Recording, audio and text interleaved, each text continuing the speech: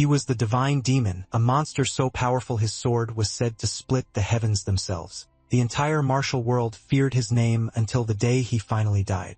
But instead of disappearing, he reincarnates in the body of a sickly guy from a fallen family. Now the strongest martial artist in history is trapped inside a weak body, slowly losing its mind, surrounded by enemies, mocked by everyone, and haunted by madness itself. He must rise once again from the bottom. One day, a massive bloodbath occurred.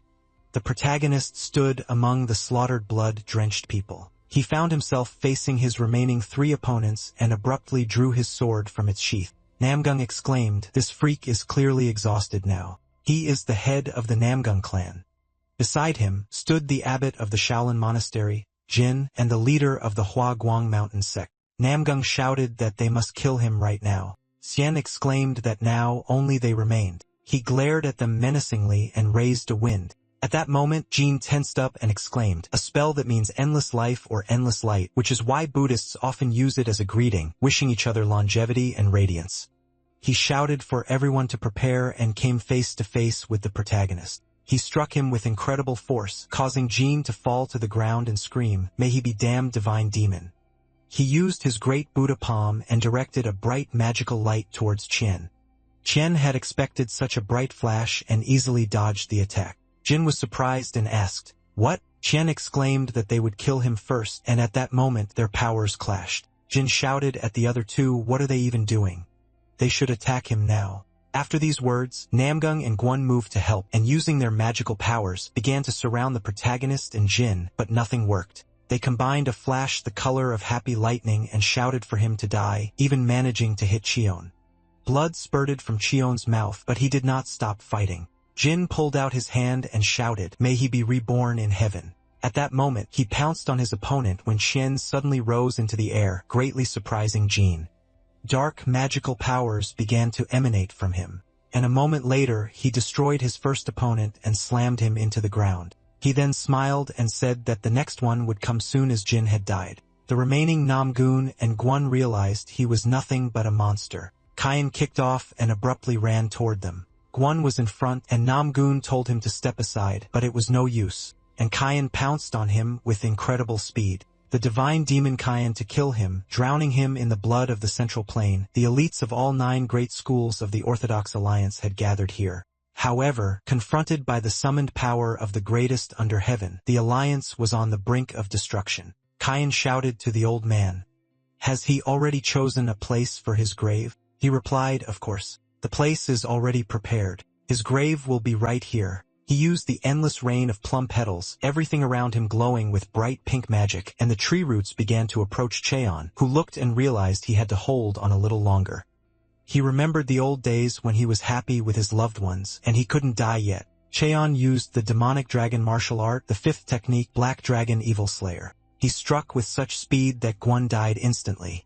After that, only one opponent remained, and that was Namgu. Qian was aimed at him when he used the king's blind obstacle strike, and everything around him glowed with his blue magic.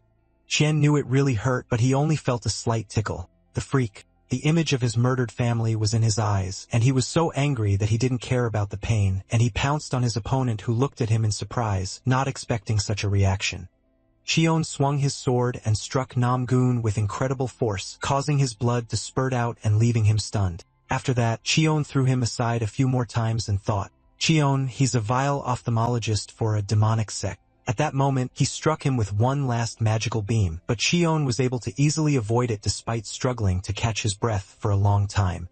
Namboom cried out for him to finally die and stabbed him in the back because his worthless life would end here and now. Qion gritted his teeth in anger and pain and realized that the picture was slowly becoming clear. Yes. He was proposing to end everything here and now. Nangbong asked again, "What?" Qion turned around and shouted that he had said they would end here and now. Blood spurted from his mouth, and he screamed, "This damned fate will not end." He stabbed the sword through himself straight into Namgun, who was stunned by the pain and began coughing.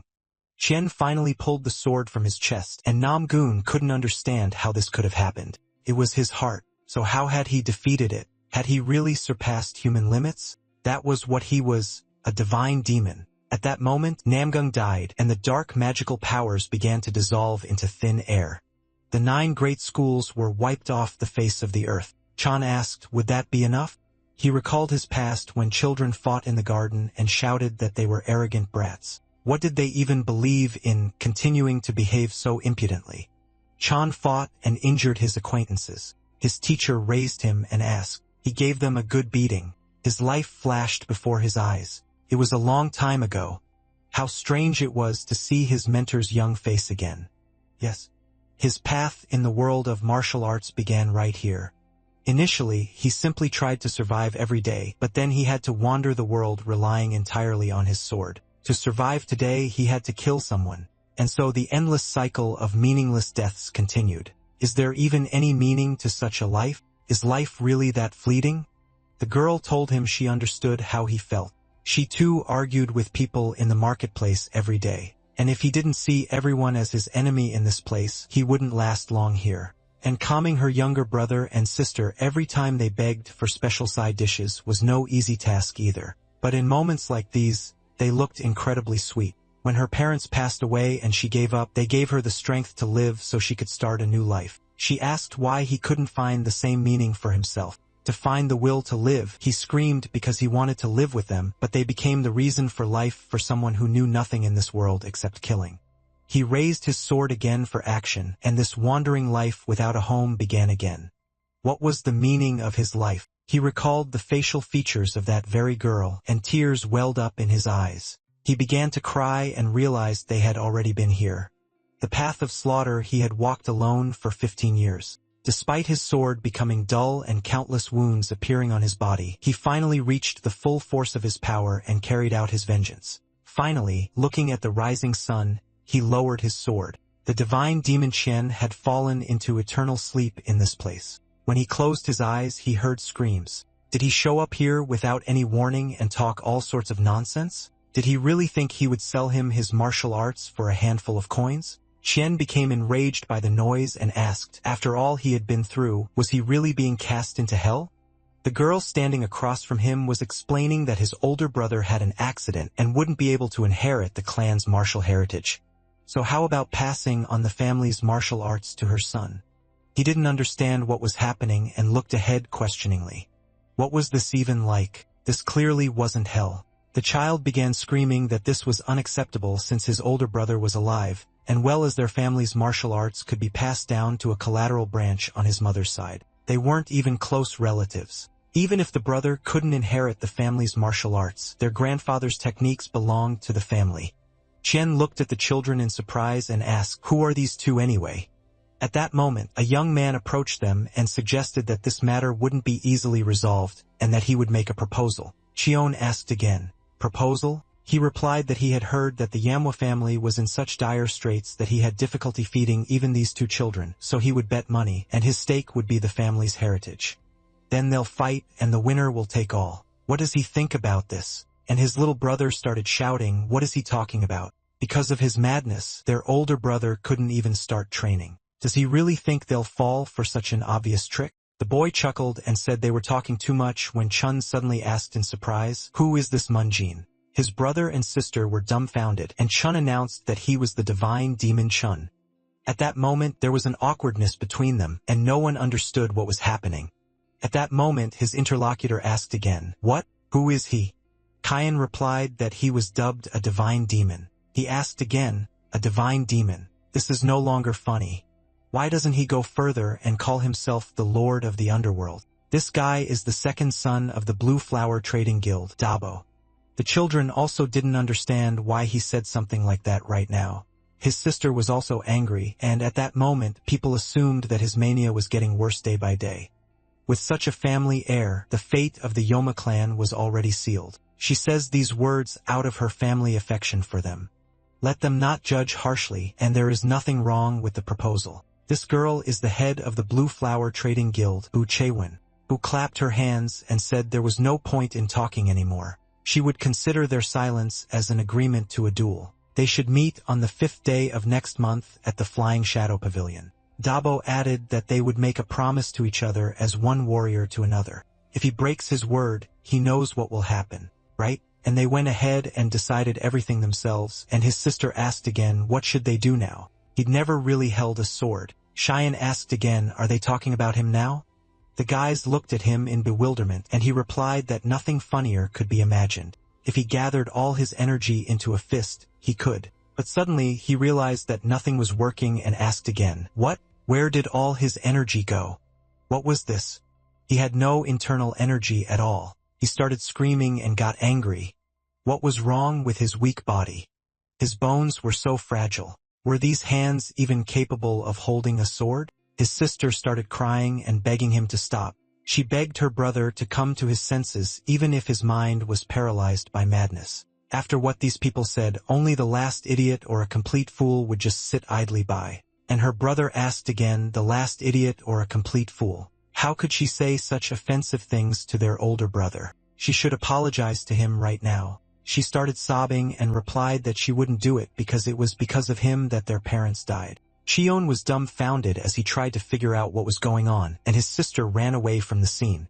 His brother turned to him and said that, although he didn't remember, this happens often. So please let him be understanding. Let him forgive, but he will leave first. Chan realized that the children treated him like a madman and that it was all very strange. Sometime later, evening came, and he clearly remembered beheading the head of the Namgun clan. And because his heart was pierced through, it was unbearable pain for him to even take a single breath. He had avenged his family and his younger brother and sister, so he should have calmly closed his eyes and retired. But why did he end up in this body? What even happened? And who are these kids who look exactly like Sukjun and Yeju? No. First of all, why do they consider him crazy? What kind of nonsense is this? At that moment, a familiar face ran up to him and shouted, "Young master, did he leave the residence again when he was so unwell? Does he even know how worried he was about him?" Chan asked again. Who else was he? He saw that he knew him. The boy was surprised and asked again, "What?" It seemed he had been overcome by a wave of madness again, and he was therefore accepting an explanation. This was Masak, a servant of the Yamwa clan. Once, thanks to their exceptional talent for wisdom, countless sectors of the Orthodox Alliance desired to take him as their disciple. He is the heir of the Yomwe clan. Moonjin, who turned 23 this year, he is his young master. He has told him this for the June time. Cheon asked in surprise, "Really? Then if he was so talented, then why is his inner core in such a state now? And as for the words about mania, why does everyone treat him like a madman?" Masuk didn't know what to say. It happened 17 years ago. They decided to have a fair fight without internal energy, and Moonjin, at 6, asked 9-year-old Dabo for a duel. Dabo replied, "Okay." A fair fight without internal energy. It was unknown who had first requested the duel, but the two young gentlemen engaged in combat without their elders present. They fought with all their might. As expected from Dabo, he deflected every blow. As expected from a talent who thirsted for everything, the Orthodox Alliance sector expected a fair fight without the use of internal energy. Then surprised, he asked again, "What did he just say?" Dabo replied that he was an idiot and lunged at him with a fist. Moonjin was incredibly frightened and was thrown far away. When he landed, he asked Dabo they had agreed to use internal energy. So why did he use the fist of 7 wounds? He replied that even in this situation, Moonjin still called him brother. As he'd already noticed, he used the 7-sex Gongdong fist, and they say one blow like that is enough to leave serious consequences. He's been testing this technique lately, and last week, he tried it on a senior disciple. He's still on the brink of death. Moonjin, I wonder what will happen to him. After these words, he struck the kid again. Chen realized it was all clear. That was why he was being treated like a madman. If this state was one of the consequences of the blow near the siren, then it made perfect sense. But more importantly, he damaged his core of internal energy, turned him into a madman, and now he was so shamelessly challenging him to a duel. Then how did they deal with that freak that had him so wild now? Masak replied that it was the late head of the family's decision. He asked again, "The father of this body?" Masak replied fearfully, "Yes." Besides being the late family head's nephew, young Master Dabo was also the heir to the Blue Flower Trading Guild and one of the 10 outstanding talents in the Central Plains. So the late family head only scolded him more severely, and that settled the matter. His own son had been attacked with fists. 7 people had brought him to the state, and he'd simply scolded the offender. What a pathetic family. And where are his parents now? Masak lowered his gaze and replied, "His parents," but he didn't finish the sentence, and they entered the room. When Qian walked to the mirror, Masak explained that his obsession had only worsened over time.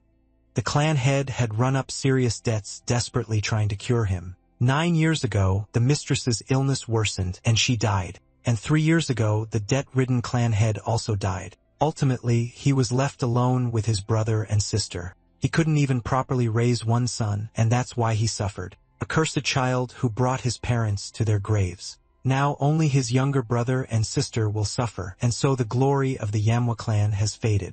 All that remains are debts incurred in the hopes of curing him, 2 loyal servants, and a dozen warriors under his command. And also, the young master of the Yama clan, Dojin, and the young mistress of the Yama clan, Sohen, his younger brother and sister. The family was destroyed by a single illness, so it's no wonder that child lashed out at him. Sometime later, night fell, and Shen reflected on what he had learned from the history books in Munjin's room. When he was a divine demon, life had indeed left his body after the battle with the 9 great schools, and it seemed 30 years had passed since then. The sensation of this world is too vivid to call it a dream, so it seems truly real. Simply put, he's a madman without even a drop of internal energy, possessing the body of the eldest son of the Manhwa clan. In any case, all those he was supposed to kill are dead, and he has no regrets left in his life. But his younger brother and sister, their story is tragic as the memories he saw further prove. After all, he'll now have to live in this body. Maybe he should help them a little, but there's a major catch. The Blue Flower Guild is the cause of all this destruction. The one who crippled this body was there, and the first thing he needs to prepare for is a duel with Dabo, which will take place on the 5th day of next month. Before then, he needs to embark on the path of a disciple at all costs. He smiled and wondered, does that mean he'll have to start from the most basic principles? He sat down in the lotus position opposite the window, thinking that it reminded him of when he first began studying martial arts as a child, when he'd even found it hard to breathe. He inhaled and saw a bright glow, wondering if perhaps this body's natural talent was truly special. He didn't even have to try to sense the chi in the air. Multiple bright rays appeared around his body. Qion simply closed his eyes, and a bright light began to emanate from him, piercing even the walls of his house. After a while, those in the house heard a loud scream. They didn't understand where it was coming from and ran into the room, asking, "What's wrong, young Master Munjin?" He fell motionless to the floor, and the man screamed that young Master Munjin had finally died. No. The brat was perfectly fine, except his pulse was faster than usual. Meisaw clutched his head in hope and exhaled with relief. Wang Bong grabbed his hands and asked why his body had become healthier. Munjin raised his head and asked, "What's wrong with this body, you old idiots?" Just trying to form a core of profound energy had turned into such excruciating pain. And he asked again, what did he just say? Munjin screamed and asked, "Why does this whole thing have such a shitty constitution?" Guangbong replied that if he was talking about his body's constitution, he'd heard a monk call it a heavenly martial constitution. Qiong was surprised by this name, and Guangbong said yes. It was also said that his body was blessed by heaven to walk the right path. Chen asked again, "Is he laughing now?" At that moment, he began coughing up blood and realized that this constitution was completely incompatible with demonic martial arts. If a person with such a body tried to cultivate demonic martial arts, the pain would be excruciating and everything would end in death. There was a heavenly constitution of feelings and a heavenly constitution of murder, as well as a heavenly constitution of flames and even a heavenly constitution of longevity. At that moment, Moonjin fell again, and Meisak shouted at him not to lose consciousness, waving his arms. Qion didn't understand why.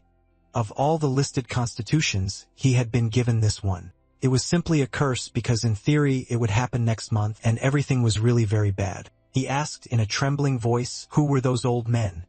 Meisak replied that they were the chief rulers of the Manhwa clan, Bachman and Huangbong. Kian thought, the heir of the clan is on the verge of death and they have such expressions on their faces.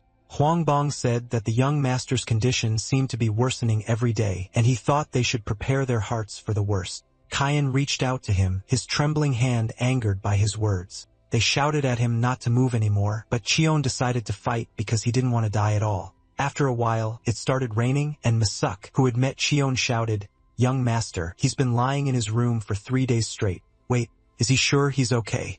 Qian thought about how he'd been bedridden for 3 days and that, with this damned body, he'd die before the day of the duel arrived. He told him to turn down the volume, saying that he was making him look bad. And more importantly, if he was going to the duel, he'd need a sword. He should bring him some swords now.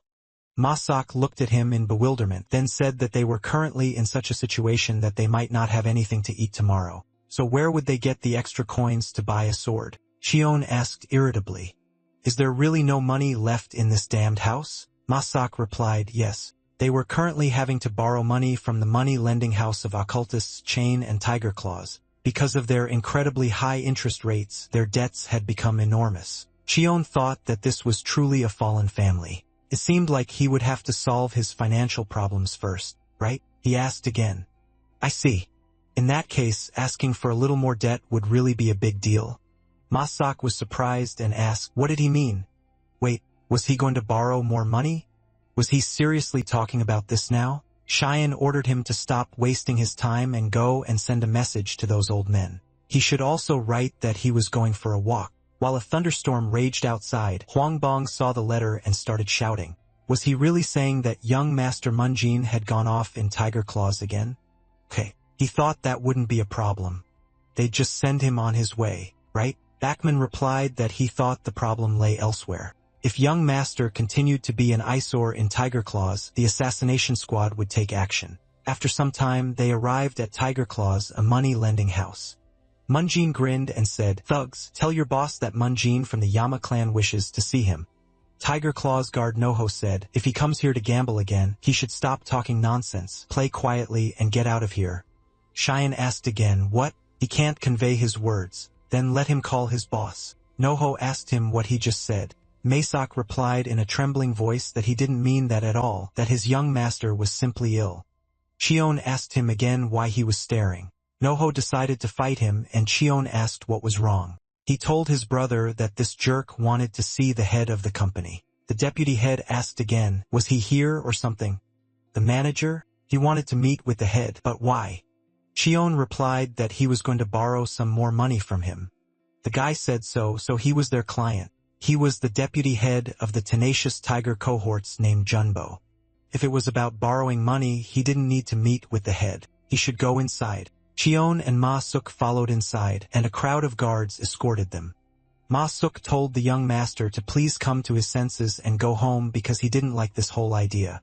Shion replies that they've already come so far, so why does he keep asking him to come back? Ma Suk replied that a few days ago, the tea house owner, Madam, saw one of the leaders of tenacious Tiger Claws get into a fight with a scoundrel.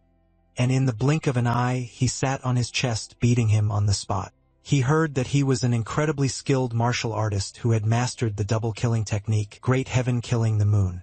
He asked again, what did he say? Double-killing what? He replied, double-killing technique, Great Heaven Killing the Moon. Jian asked again, so what did he think he should do? At that moment, one of the opponents said he saw that his servant had quickly figured out what was going on. But what could he do? It was too late for him to go back. Jian tensed at that moment, and one of them raised his fist, signaling that they could begin the fight. Kain asked again, so he had planned to do this from the very beginning? He replied that there was no way he could have killed the eldest son of the Yamwa clan at the main entrance where a crowd of people had gathered. He couldn't even pay off the interest, let alone pay off the principal. Yet he dared to show up here so brazenly. He won't let him pick their pockets like his parents did. At that moment, Masak began to bow at their feet and shout, please forgive them, and he begged for his young master's life. John asked again, what? Like his parents? He never had parents. A moment of confusion arose between them, and he realized it was a curse as for a moment he felt like his former self. His rival replied that he was starting. Jumbo offered to beat him lightly. The knights abruptly drew their swords and shouted that they would carry out his orders, then grabbed Jian by the clothes and yelled at him to die, the insolent freak. Muziak cried out in fear, but at that moment Cheon broke his bone and he cried out in pain. He screamed. What kind of trick did he use? Cheon replied that for such a large body, his bones were too fragile. With such a body, he should take advantage of this moment rather than attack head-on. Then he asked why they were all frozen in place. They had to finish him off quickly. The guys pounced on Cheon, who tried to deftly avoid their attacks, and one of the attackers shouted that he was a slippery snake. Cheon thought that since the rapid stepping technique wouldn't work here, it was the best choice for attack. So he gritted his teeth in anger and punched his opponent, who fell in a pool of his own blood. They cried out that he was a bastard and pounced on him again, who managed to jump into the air and after a few deft moves, attack his opponent. He asked what's going on. When he delivered the finishing blow, he flew to the side, and the remaining guys tried to rise from their knees. Masak asked in surprise, "Is he alright, young master?" John asked again, "Can't he see?" He was actually more alive than anyone else. Masak exclaimed, "What the hell was that? And where did he learn martial arts?" He replied that it wasn't martial arts, but simply that his body had learned to react naturally after many years of living on the street. He asked again, "What? But young master, when did he even have time to live on the street? He has plenty of experience, but let him try to avoid it." At that moment, Cheon pounced on Jumbo and used a bright beam of light. He asked again, "What that coin?" Jumbo told the pathetic warriors to get out of sight, and he would deal with him himself. Cheon replied that he simply wanted to speak with their leader. Was that really such a difficult request? Jumbo replied that the leader wasn't someone you could just meet with, so let him bid farewell to his life. After these words, he lunged at Cheon with his sword, and moments later, a bright flash of light erupted between them. Cheon managed to block this attack with his chopsticks, which surprised Cheon. Cheon thought he brought them as a substitute because he didn't have swords right now, and they were very useful. A flash of light erupted between them, and he realized that, as expected, they were using martial arts he'd never heard of. When he clenched his hand into a fist, he realized his opponent had opened up and struck him in the arm. He cried out in pain as a huge stream of blood began to seep from his vein, and he thought that not only had he blocked him with chopsticks, but he was also using them to attack. He was a terrible person, and at that moment, Jimbo threw his hand aside and began cursing. Cheon said that if he continued to underestimate chopsticks, he would soon bleed. With these words, he pounced on his opponent and dealt several blows. Jumbo couldn't understand. Wasn't he a madman without a single drop of internal energy? How had he suddenly achieved such a profound mastery of weapons? Was this really Munjin from the Yelma clan whom he knew? Jen said he heard their family was deeply in debt, so he was a little curious about their kind. But he, with such superficial abilities, dared to brazenly extort money from them? Jumbo was startled when Chan brought the tip of his sword to him and approached. He replied that, in that case, let him show him a taste of the martial arts he had looked down on. Jumbo asked again, "What? When did he ever do that?" He exclaimed, "Enough jokes," and used the double-killing technique, Great Heaven Moonslaying. Kyan realized that those who had slapped him might be joking around, and at that moment, Jumbo himself fell under attack. Kyan pounced on him with his fists, and Jumbo couldn't understand how he'd concealed such strength until now. When Kyan punched him, Jumbo exclaimed in a trembling voice, "How will he cope with the consequences?" Kyan replied that he hadn't come here to listen to threats, and if he says what he wants to hear, he might live a little longer. So he'll repeat his request once again. Will he lend him some more money? After a while, Cheon looked up and realized he hadn't had this much fun in a long time. Masak shouted, "Young sir, with such fragile health, smoking tobacco is bad for him." Cheon muttered, "What a waste." When they sat down to talk, he asked what exactly they were interested in. He replied that, basically, he wanted to know why they, the idiots who never work at a loss, had suddenly started supporting the Yamwa clan so zealously and without any collateral. There was clearly some malicious intent at work here. The man replied that he was mistaken, young master. What kind of malicious intent could there even be? Cheyenne asked again. Seriously? He could hear the gears turning in his head even from here. Let him think about this carefully. If he shoved more than 12 dice down his throat, he wouldn't be able to say anything no matter how much he wanted to.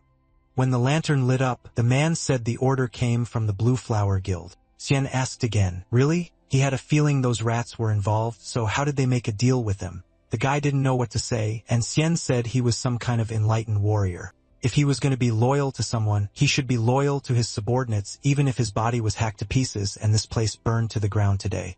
Those degenerates wouldn't even bat an eyelid. The guy was dumbfounded, and then his face suddenly glared with anger, expecting them to sign a contract. The Blue Flower Guild told them to borrow as much money from the Yoma clan as they wanted at the highest possible interest rate. They asked to put their family in such a dire situation as if they were in debt to the King of Hell himself. If they did everything as they said after the Yoma clan's fall, they were promised a decent compensation and the return of their land holdings.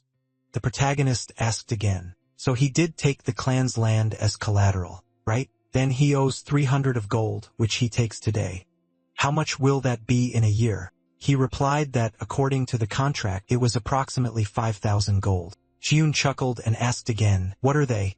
"Clowns who know how to make people laugh." "Well, okay. Now they'll move on to another question. Who are they?" He asks about the freaks who provide them with protection. The guy said they are part of the unorthodox forces of the Four Heavens, a squad of shadow assassins. The elder asked again, "A squad of shadow assassins? Was such an organization part of the Union of Four Heavens?" He replied that he heard they joined recently.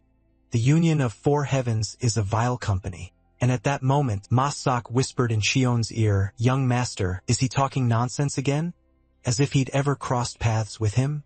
Xion asked him not to mince words as he was too lazy to explain. "But why hasn't the freak he sent for the money come yet?" The guy asked him to wait a little longer. After some time, the guy came running with a chest of money and shouted that there were exactly 300 nayans in it. Xion was surprised and said that this was just fine and that was enough. He called Masak and said he wasn't leaving. Masak asked again, was he really going to borrow more? Xion said he should stop flapping his tongue and just take the money. After a while, a heavy rain began to fall and everyone went outside. Xion asked them not to forget to record this loan in his ledger. As soon as he dealt with their large clients, the Blue Flower Guild, he would come to pay off all their family's debts. And, apparently, they were freaks and were also shaking money out of ordinary people, and they should shut down this business. If they crossed the line, he would bury them alive. Jimbo replied that he would remember this, then sighed with relief and thought that they would see who would be buried alive first. The crazy young master from the Manhwa clan had really surprised everyone today. Sometime later, Xian arrived home, and his friends ran up to him and started asking if he was bleeding. He replied that it didn't belong to him. He asked what had happened in the tiger's clutches. He replied that he simply went and borrowed some money because he had heard that life was hard for them, and they also needed to feed the Manhwa clan warriors well. They couldn't allow even those who had remained with them to run away. Musik held the chest with trembling hands, and the elder asked them again, did they steal this money from somewhere? Those money lenders would never have lent them money. Before leaving, he told them to properly record everything in the ledger, and he, the elder, simply needed to focus on making sure his younger brother and sister had clothes and food. Please let them try their best. They listened silently to their master, and one of them said, can such madness really exist in the world? Wang Gong didn't even know what to answer him and just chuckled. When Shen entered the room, he lit all the candles and said that he never had parents and therefore wasn't sure what to say. For now, the money issue was more or less resolved, so there was no need to worry too much about everything. From now on, he would take good care of his brother and sister as well as the rest of the family so they can rest easy now. In a few days, he had a duel with that freak Dabo, and he would have to fight him because the Yama clan's secret martial art was at stake. But they didn't need to worry because he would break that Guan's neck. The guys watched him from the sidelines and smiled. After a while, a new day dawned, and work was already beginning to boil in the estate. One of the workers threw a wooden box on the ground and shouted, what did he say? Masak noted that everyone had worked hard, and the guy said, stretching out, that the box was so heavy that he felt like his back would break in half. But the main thing is that they brought everything, so now they can have a drink and rest a bit. When Chan left the room, he shouted that everything had been delivered. 50 Jin, 80, 110. They all arrived so on time. Masak asked again, but what was he going to do with all this? The warriors were sweating profusely while they were carrying them. Chan opened the box and saw the sword, wondering what he thought one could do with a sword. Of course, one should wield it. He grasped the sword in his hands and thought that first he should start with the easiest one, 50 Jin a day. When he tried to lift it, he dropped it right to the ground because of its weight. Musak asked again, was he planning to swing such a heavy thing? Although he had foreseen this, he never expected that he wouldn't be able to lift even the lightest sword. This body was too rotten, but he couldn't give up. His entire body trembled, and he repeated that even if he had to grab it with both hands, he would lift this sword no matter what and stop looking at him. Let him go and do what he ordered him to do, and let him cook him meat dishes from now on. Musak remained silent, and after a while said that he was simply worried about him. When Shen began swinging his sword in his room, he realized that he had exactly 2 weeks left until the duel. His current practice was the heavenly martial constitution, and it was completely incompatible with the demonic arts his teacher had taught him. Therefore, his last remaining option was the technique imparted to him by a close friend of his teacher, the 9-sword spell. He swung his sword and used this technique knowing that now it was his only way to survive. He concentrated and prepared for battle. After some time, Dabo waved his wand and declared it amazing that Munjin had defeated the Tiger Claws gang. His subordinates replied that according to the reconnaissance squad, they would be unable to move for approximately 2 weeks. He was surprised since Munjin had no core, so how had he managed this? Even with rot, he still retained his value. So now he should prepare a gift for their dear young master, Munjin. He tossed the tool aside and realized he was eagerly awaiting the day of the duel, so that he could come here and reveal all his hidden qualities. The protagonist had worked hard and trained diligently.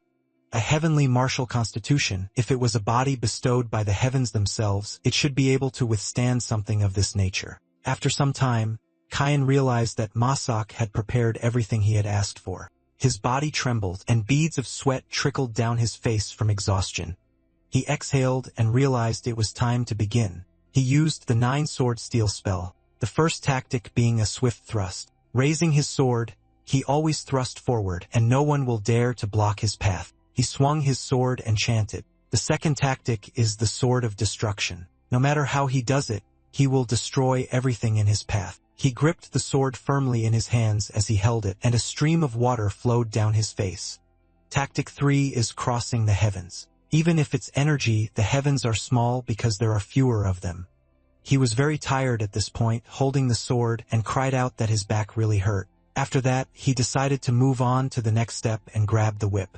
Swinging it, he began to undergo the next tests. This was the 4th tactic, the sword of cleaving the void. No martial art can withstand this sword. Even complex techniques can ultimately be defeated by the simplest sword. He realized that none of them had hit and suddenly exclaimed. When he managed to smash several fragments, he used the 5th technique, sword killer. Even if there were crowds of enemies before him, they would all kneel before this sword. He shattered several logs and realized that despite their overwhelming numbers, ants could never surpass an elephant. So numbers meant nothing in the face of true strength. He dragged the sword behind him, and suddenly a log fell on his head. He cried out in pain and grew angry, then moved on to the next step. This was the 6th technique, the blade that splits the moon and its reflection on the surface of the water. Even the moon floating on the water would be split by this blade. Was this all he could extinguish?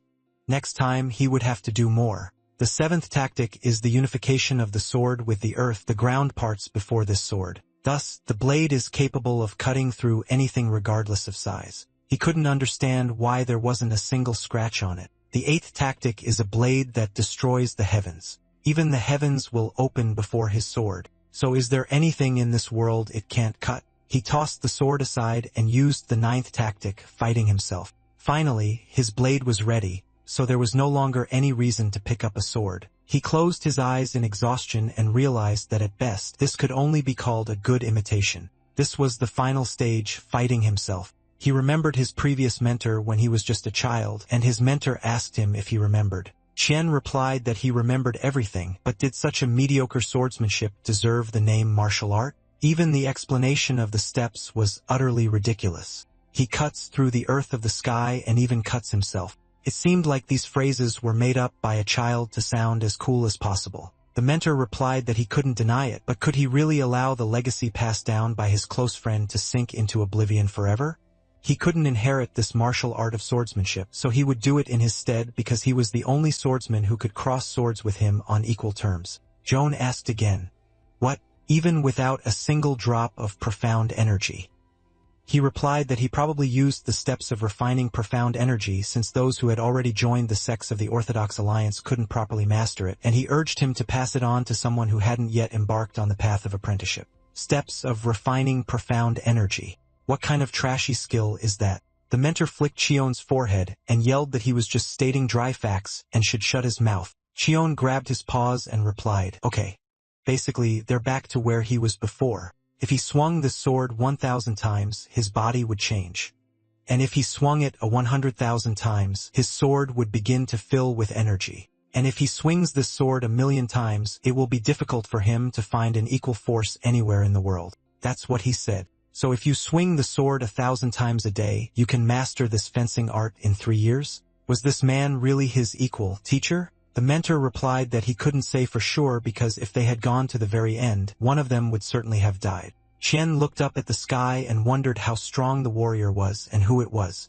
At that moment, Ma Sok became frightened when he saw Qian unconscious and began slapping him on the cheeks. He was surprised that he was okay because he was worried because he was still unconscious. Qian replied that if he hit him one more time, he would finish him off. He didn't understand why he fainted from a single approach, let alone 1,000 times a day. Apparently, he had a long way to go. Maesok said that although it was late, he needed to eat. Kyun asked again, "Is that pork?"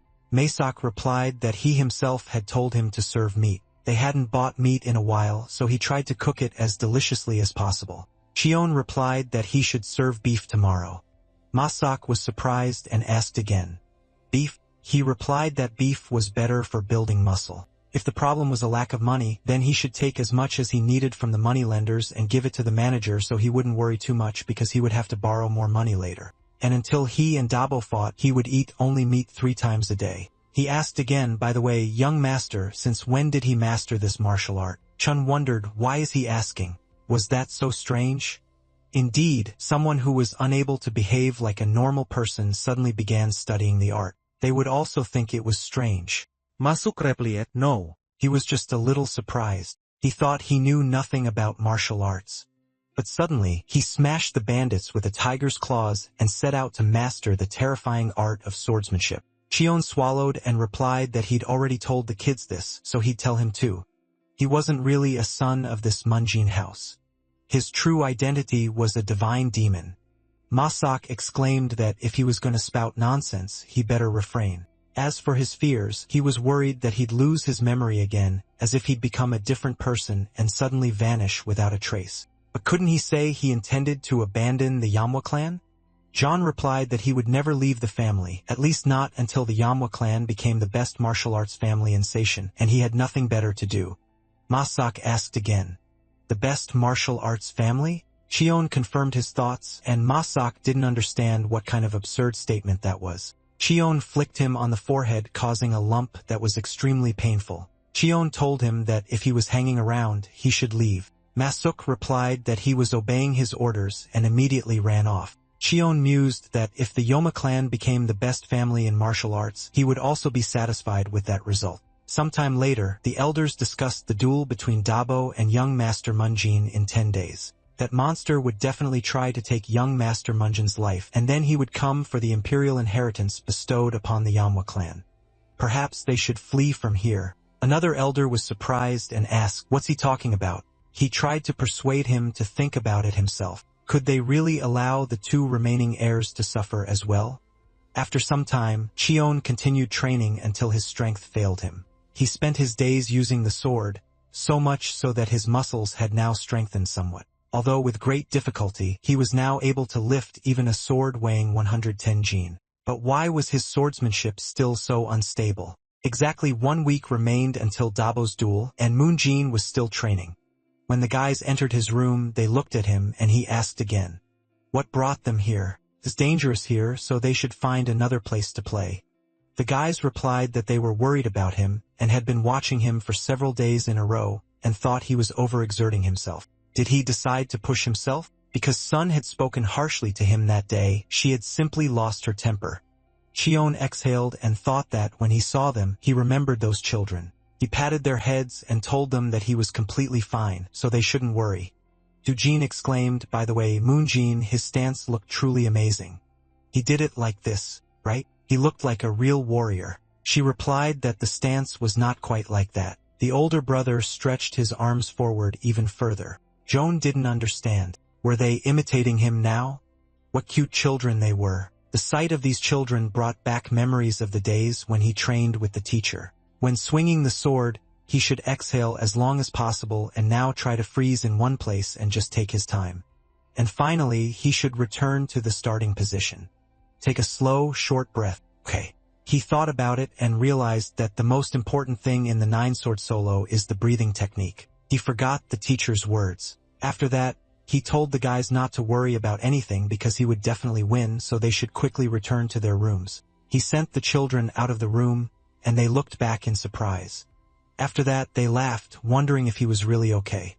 After some time, a heavy rain passed. Sean looked out the window and thought that when swinging the sword, he should exhale for as long as possible, then freeze in place, but under no circumstances should he rush. Returning to the starting position, he needs to exhale, and this should be a short, slow breath. The fifth tactic, the sword killer releases all the internal energy accumulated in the body at once. This is success. He rejoiced looking up and realized that the steps of despair of internal energy is a technique that allows you to create internal energy through direct body movement. Unlike other techniques that circulate energy through meditation, the steps of refining internal energy were classified as a low-level martial art requiring the development of energy channels. But to effectively utilize these steps, a stable breathing technique is essential. Compared to the time when he struggled to even swing a sword, his body gradually stabilized thanks to the breathing technique appropriate for this martial art. Practicing this swordsmanship technique dozens of times, the core, which had been abandoned for several years, began to circulate internal energy again. Sometime later, during lunch, Masak was disturbed by an elder who asked if the young master was still training at his place. He was stunned and replied that he seemed like a different person. At first, he kept losing consciousness, but now there was no sign of exhaustion. It seemed the divine energy treatment he had received from the mutant earlier had been effective. Wang Bong wondered if even the treatment from the mutant was the cause of his improvement after just one session. He asked him to let him know if any problems arose, and Masak passed by and shouted, "Okay." Wang Bong frowned and thought. When Masak approached the young master, he was glad to see him and said he had brought his dinner, only to see him smash everything around him. He didn't understand what had happened here. Jian replied that the space was tight and there wasn't enough room for his training. That's what he said. From now on, he would use the training grounds. When that day arrived, his enemies gathered around him. Cheon said, "So there are guests here." Masak addressed the warriors as respected figures and informed them that the young master had said he would use the large training grounds from now on. They turned to him in bewilderment.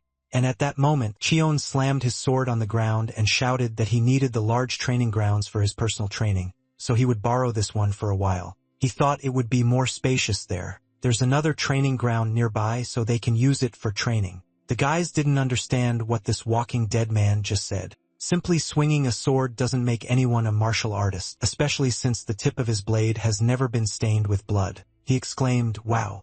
What heated glances they're casting his way." One of the guys said, "Even though he is the young master of the Yoma clan to suddenly come and talk like that." Before he could finish his sentence, the commander of the Yoma clan's death squad, Boyne, raised his hand and ordered everyone to step back. The young master said he was going to train in martial arts. Everyone got angry and walked past, whispering that it seemed his mania was returning. Cheon, hearing these words, told the idiot to stand still. Boyne was dumbfounded when he heard these words and turned around, asking if he had any complaints to say them to his face. After all, only cowards hide their discontent. He asked again what was he proposing. Cheon replied that if he had complaints among those who made a living, wasn't the answer obvious. He extended the tip of his sword toward his opponent's nose and said they should fight once. He was dumbfounded and said, "Young lord, no matter how distorted the morality of this world may be, I won't find a warrior here who would draw his sword against the one who would become the clan leader." Kyan replied that he had heard the saying, "A dog that bites doesn't bark, and one that barks is full of fear." If he wasn't going to take a step forward, then he shouldn't start barking and should live like a frightened dog with his tail between his legs. Boyne became very angry and shook with rage when suddenly he swung his sword and said that even if he regretted it later, he would not care. Chan replied with a smile on his face that he did not know because he was not one of those people who ever regretted anything. Masak closed his eyes in fear as he watched what was happening, and Kyan replied that he didn't know. Those around him watched his actions in surprise, and he continued, saying that he wasn't the kind of person who ever regretted anything. At that moment, he drew his sword from its sheath and thrust it into the ground, after which a struggle began between them. Boyne swung his sword sharply to strike the protagonist, but he deftly dodged the blow seconds later and grabbed him by the neck. Those around him didn't understand. Was he really fighting without a sword, and what kind of movement was that? Everyone watched Cheon in amazement as he changed, rarely lifting his feet to avoid being hit by Boyne's sword. Masak was sweating from fear, worried about his master. Boyne shouted at him to stop dodging and let him deflect his attacks with his sword. Cheon replied that that was right, that's what he should do. As Qian plunged his sword into the ground, Boyne explained that he'd been a member of the Yunhua clan for 25 years, so he knew full well that the family had become what it was because of him, young Master Munjin. But now he suddenly started talking about martial arts. Qian looked at him in surprise, after which their fight continued, and Boyne shouted that he should know his place. Qion swung his sword and used the 9-sword solo tactic, the second tactic, Sword of Destruction.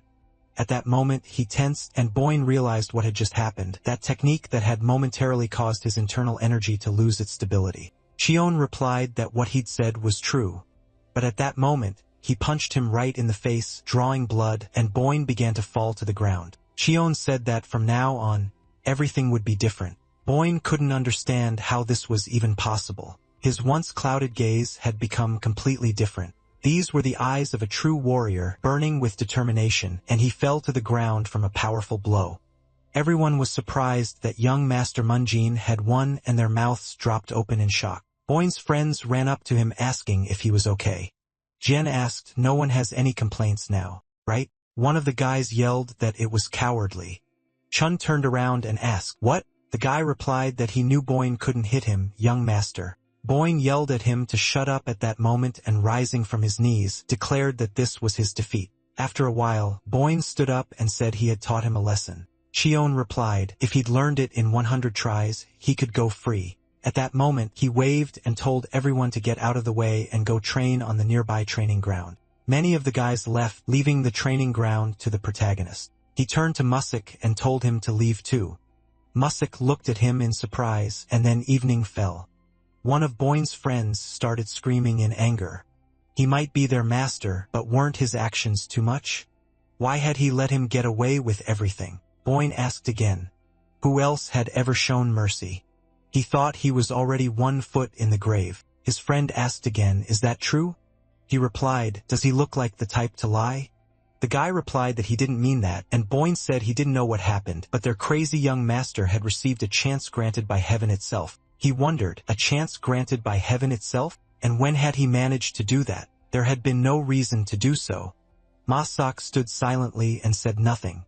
In any case, young Master Munjin had changed, so everything would probably be fine now. After some time, evening fell, and the elders began discussing the duel with the Blue Flower Guild tomorrow. Bachman turned to Huangbong and asked if he knew how many years had passed since they joined this clan. Huangbong replied that it had been about 37 years. Bachman noted that this was quite a long time. In his younger years, the Jutai Flame Emperor was truly an unrivaled warrior. He appeared in the Jianghu alone, and even the clan at the top could not deny his martial prowess. Hadn't they sworn to dedicate their entire lives to his light? However, now he had broken that oath. Bachman replied that they simply needed to somehow continue his lineage and martial legacy. Wang Bong replied that he knew this and didn't need to convince him of it. For 17 years, they cared for the insane young Master Munjin. And for another 17 years, they protected the Yunhua clan, which he had espoused with him. Even if they met the Jutai Master in the afterlife, he wouldn't judge them. Would he? More importantly, are the preparations complete? Bachman asked. Did they really need so much preparation?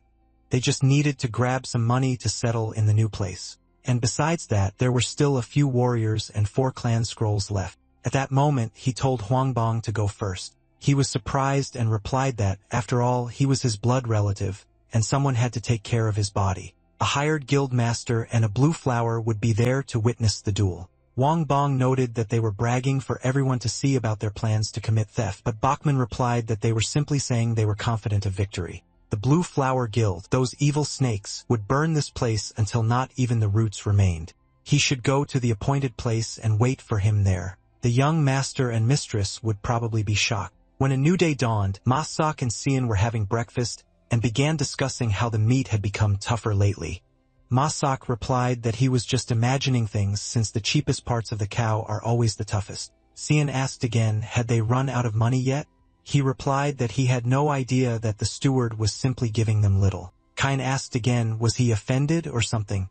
Masak asked again, could a servant be offended by such a trifle? The protagonist wondered then why he had mentioned running away and ended up getting slapped by him. At that moment he stood up and asked, okay, let him tell me how he liked his outfit instead. Masak replied without any emotion that he didn't know, but he looked better. Cheon was upset and turning away said that they needed to go. Ma Sok with a hurt expression and a large bump on his head replied, yes. As Cheon folded his sword behind his back, he met some elders along the way who asked if he had decided to go.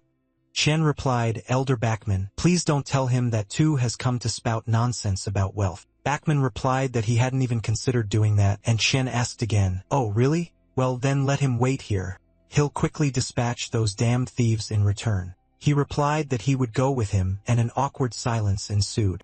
Xian realized the old man was very worried about him, but he would crush his opponents no matter what. Maybe the problem is that old people are naturally overly nervous about everything. Finally, when they reached the gate, Xian confidently told everyone to follow him.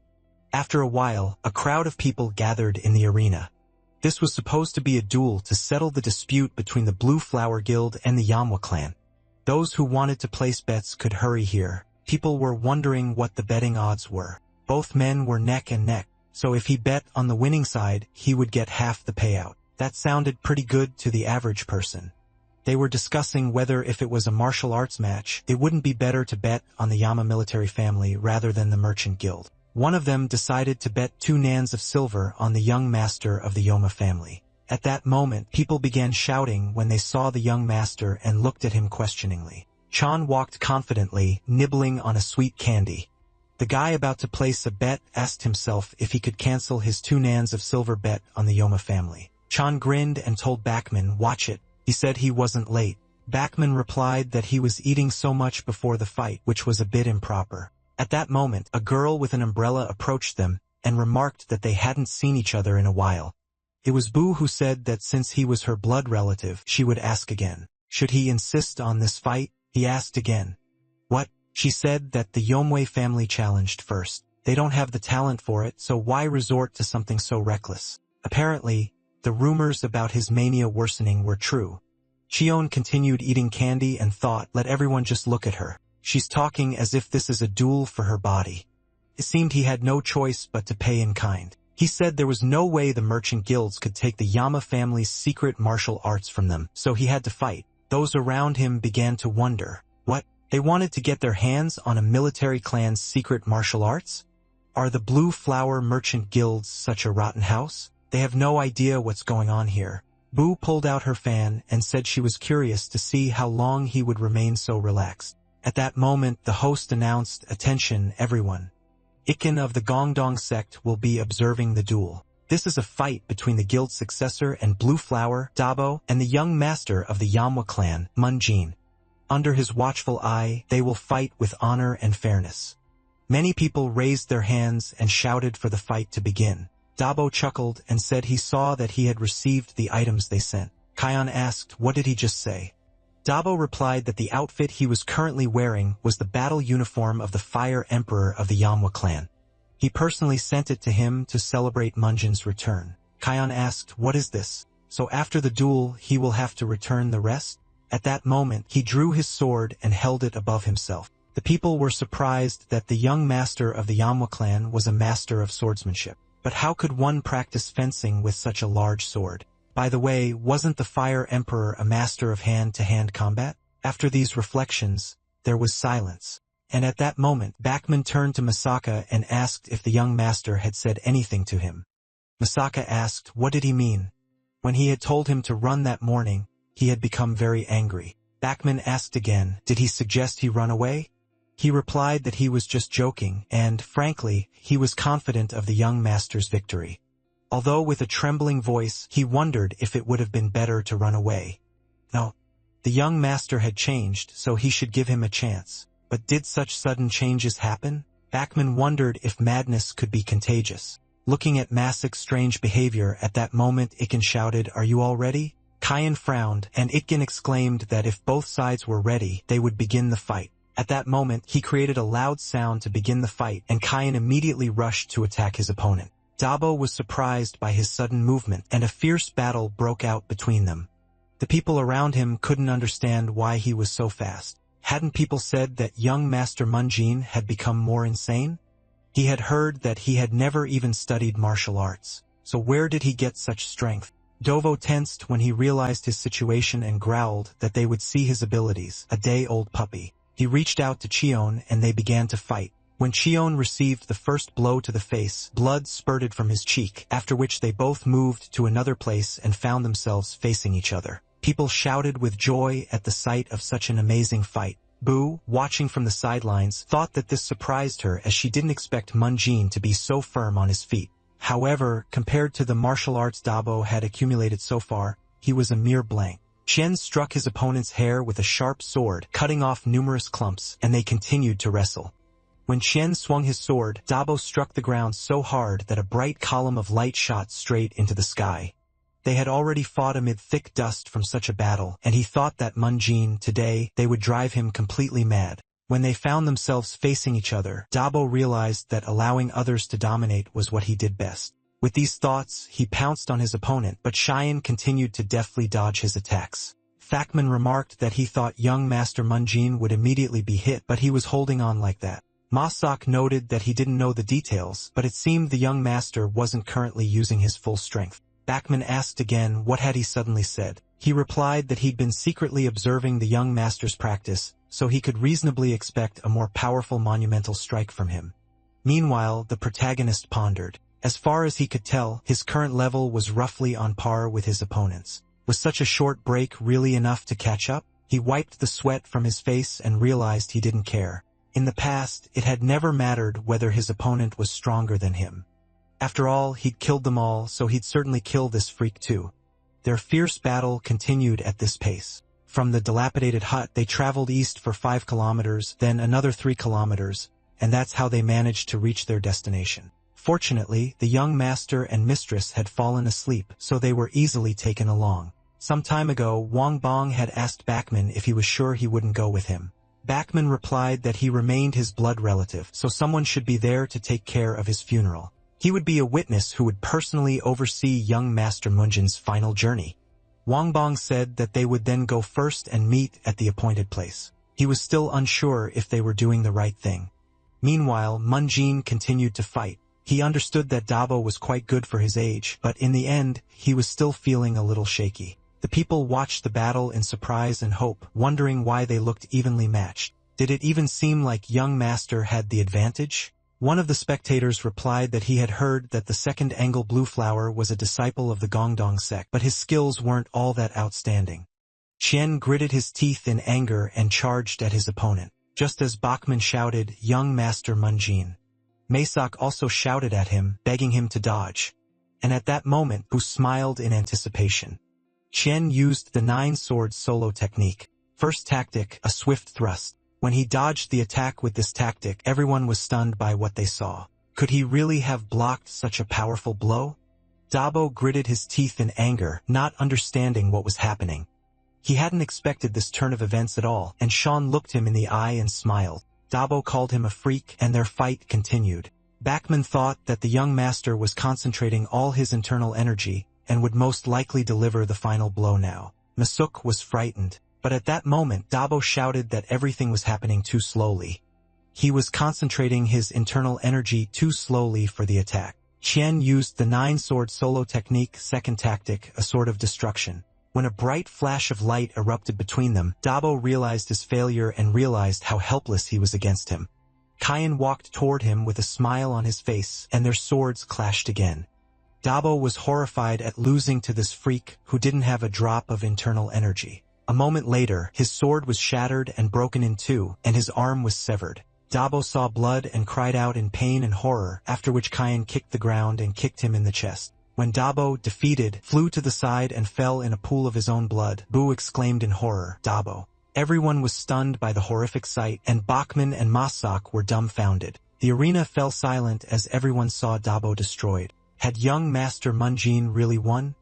Jian took his hand and raised it up, saying that he accepted this as payment for 17 years of resentment. Bu asked with a trembling voice, "What did he just say?"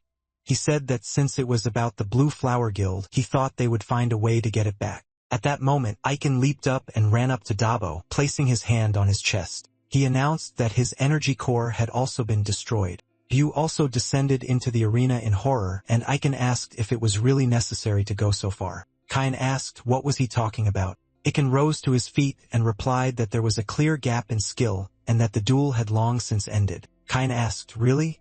If he maintained that attitude, he could be held accountable too. Was it really necessary to use a spell on a 5-year-old who knew nothing about martial arts? He'd simply closed his gestalt. From now on, they would have to pay for provoking the Yomo clan, and they must prepare well for it. Bu fell to her knees after hearing this, clenching her fist. She thought she would never forgive him. The people watched the scene in shock and began raising their hands in support. Just think, he crushed a sect disciple in just a few moves. This was a swordsmanship they'd never seen before. This was the birth of a new martial artist. Bachman approached Munjin with Masak, and they ran closer, and Xian announced they were returning. Bachman asked again, what? After that, he immediately agreed and wondered if young Master Munjin had always had such a broad back. After this, Kine turned and said, by the way, manager, about that. But before he could finish, Bachman wondered if he'd guessed they were planning to run away. He'd said he was talking about the gold he'd entrusted to him.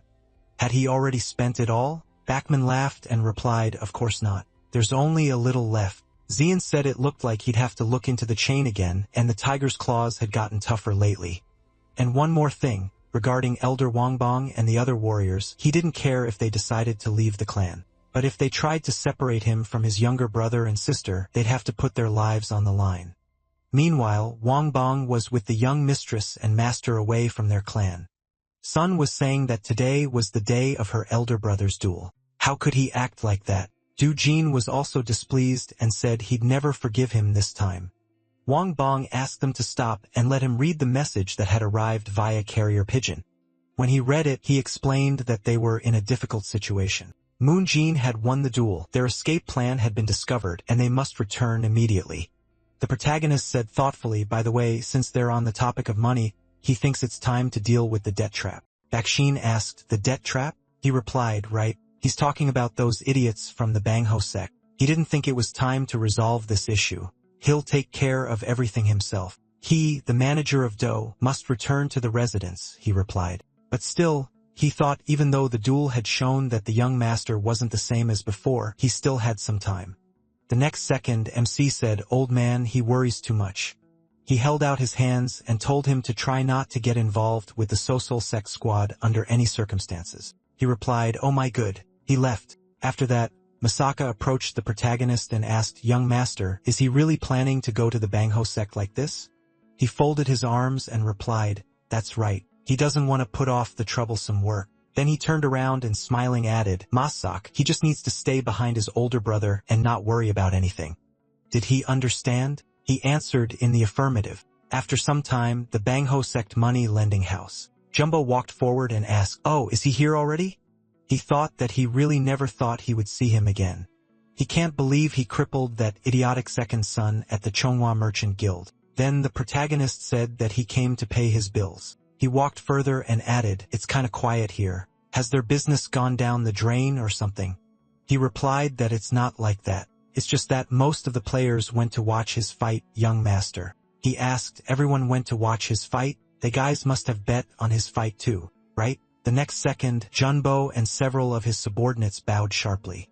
They shouted that they were apologizing. They didn't mean to be disrespectful. And he walked forward and said that he was sure they realized that the chances of him winning were higher, so they must have made a lot of money on their bet. Jumbo said, yes, sir. He thought, really? After that, protagonist said, it seems they made a good amount of money thanks to him, but they're not going to keep it quiet, right? He thought, damn it, he's decided to corner them again.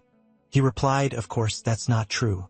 They were just about to properly express their gratitude to him. He asked, is that so?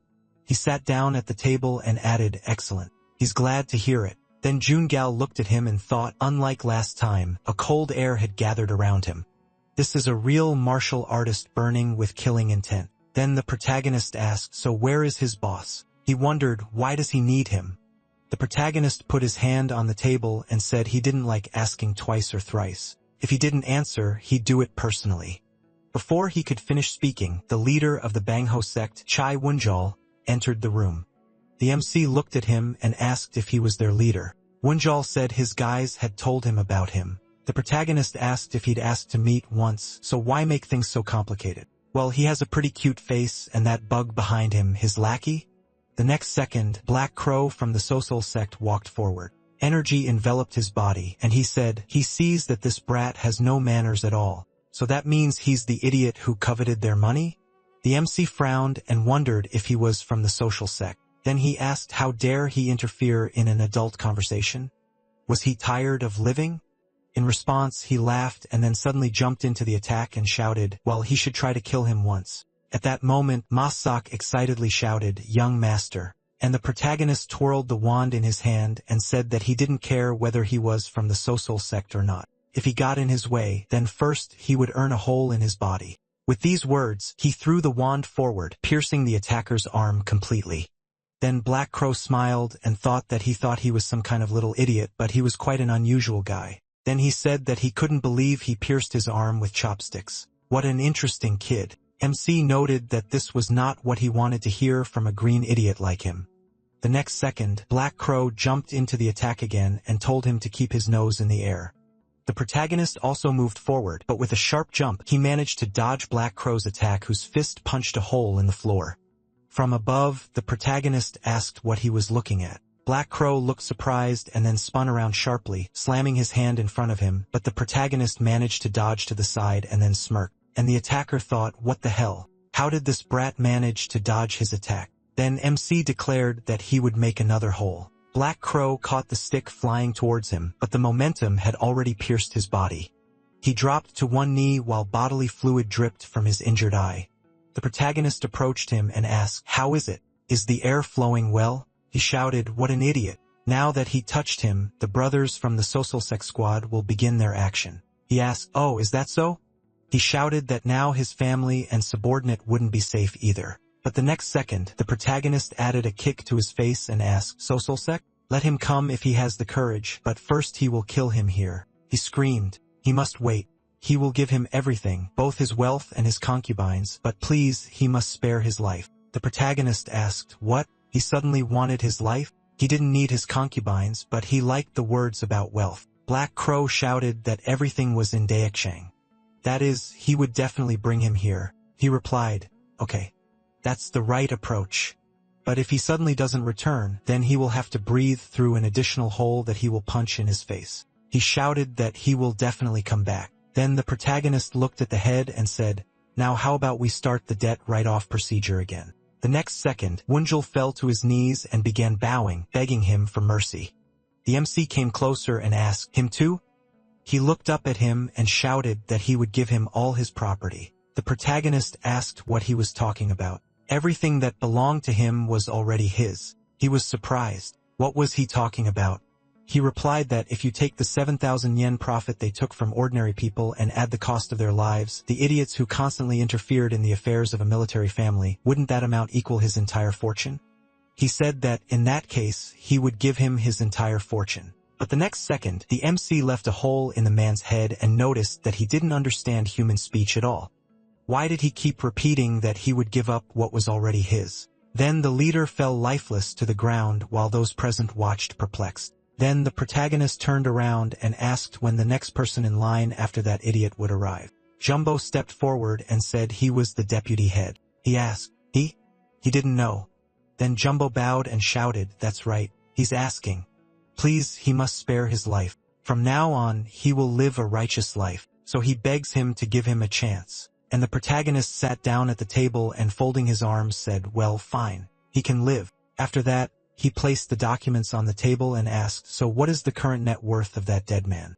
If you add up the value of the house, the kyobin, and all the cash, it comes to about 4,000 niang in gold. Then what are the assets of the money-lending house? Jumbo raised his hand and said, taking into account all the establishments, at least 10,000 niang in gold and a separate payment of 500 niang in gold to the social sect must be made this month. Then MC began to read the document and said, okay, he'll look into it. The entire fortune of the Bangho sect leader is 4,000 yang, and the business he stole must naturally be returned to his family. The total assets of the Bangho sect are 10,000 yang in gold plus a payment of 500 yang in gold to the social sect. If we add compensation for moral damages, the total amount is 20,000 yang in gold. He thinks he's judged fairly. Jumbo shouted that he'll immediately prepare all the documents and bring them here. He replied, okay.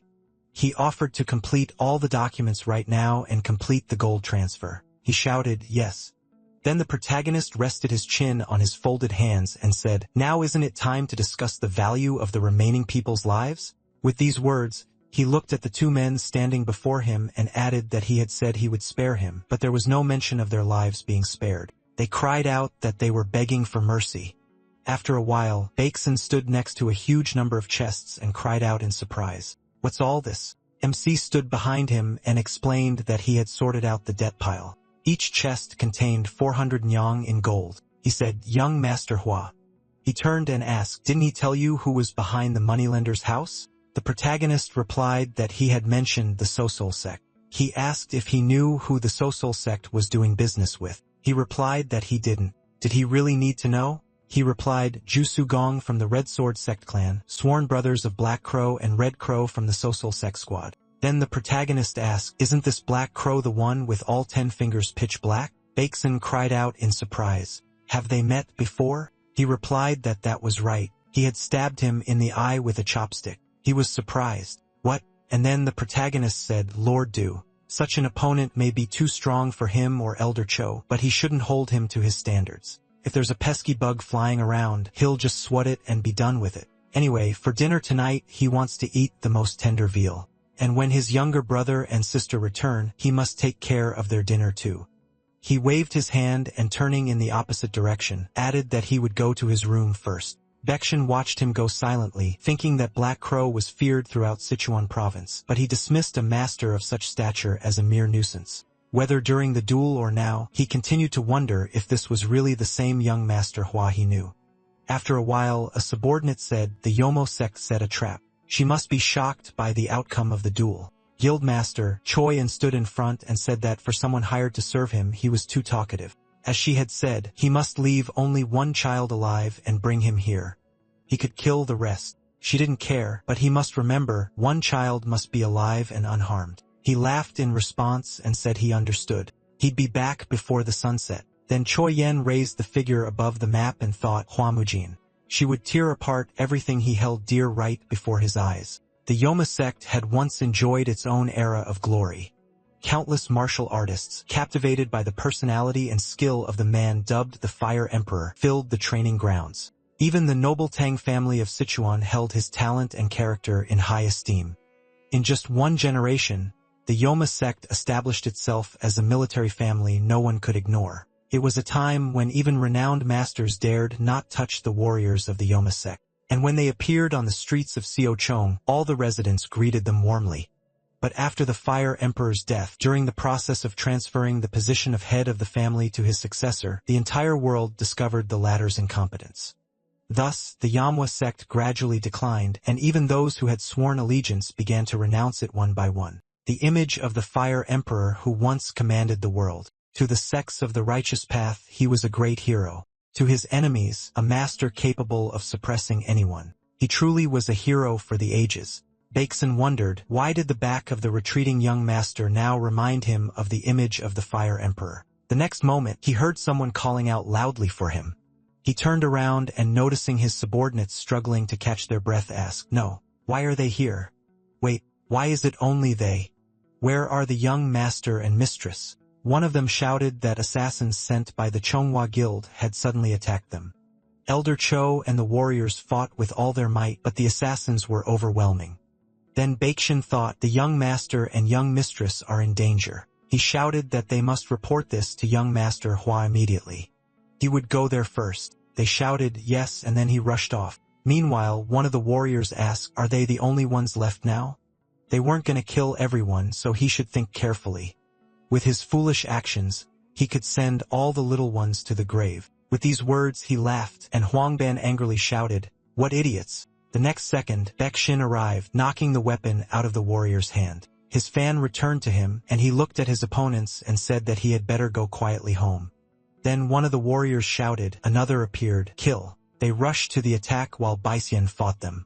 Then the warrior shouted, the only one who came to help was a decrepit old man. Baishin dealt a few blows, and then Huangban shouted, "Watch out!" Baishin noticed a warrior preparing to attack. The next second, he swung his sword while Baishin flipped to the side and shouted, "Damn!" He skidded to a stop on the ground and held his folded fan in front of him, blocking the enemy's attack. The warrior who had attacked him shouted that he could handle him. They should take one child and kill the rest. Baishin shouted, idiots. The next warrior charged, shouting that he should die already. He struck the steward in the chest and shouted that he was finished now. He added another cut to his body, and Baishin fell to the ground right in front of the children. One of the warriors asked of these two brats which one should be killed and which one should be saved. Then Soyeon looked at her brother in fear, clenched her fist, and said, "Brother." He stepped forward and covered her with his hand. One of the warriors swung his sword and shouted in surprise, "If that's what he wants, then he will kill him." The next second, everyone present heard a loud cry. "Everyone, freeze." The protagonist was running toward them. The warrior wondered, "Is that some crazy Mujin?" The man asked, "Can they kill him, right?" His colleague said that if he starts interfering with their work, they will kill him too.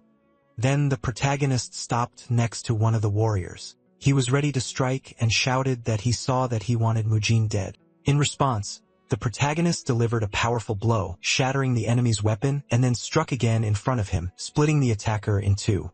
He rushed forward, and the others were surprised. "What is this?" They screamed, "Everyone, we must kill him." The MC advanced, dealing with everyone in his path. Then he used the 9-sword solo, the 5th tactic, the assassin sword. He delivered several slashing attacks, spinning around. The remaining warriors looked at him in surprise, and then one of them charged, screaming loudly. He swung his weapon in front of him several times, but the protagonist easily dodged it, then decapitated his opponent. One of the warriors screamed in fear.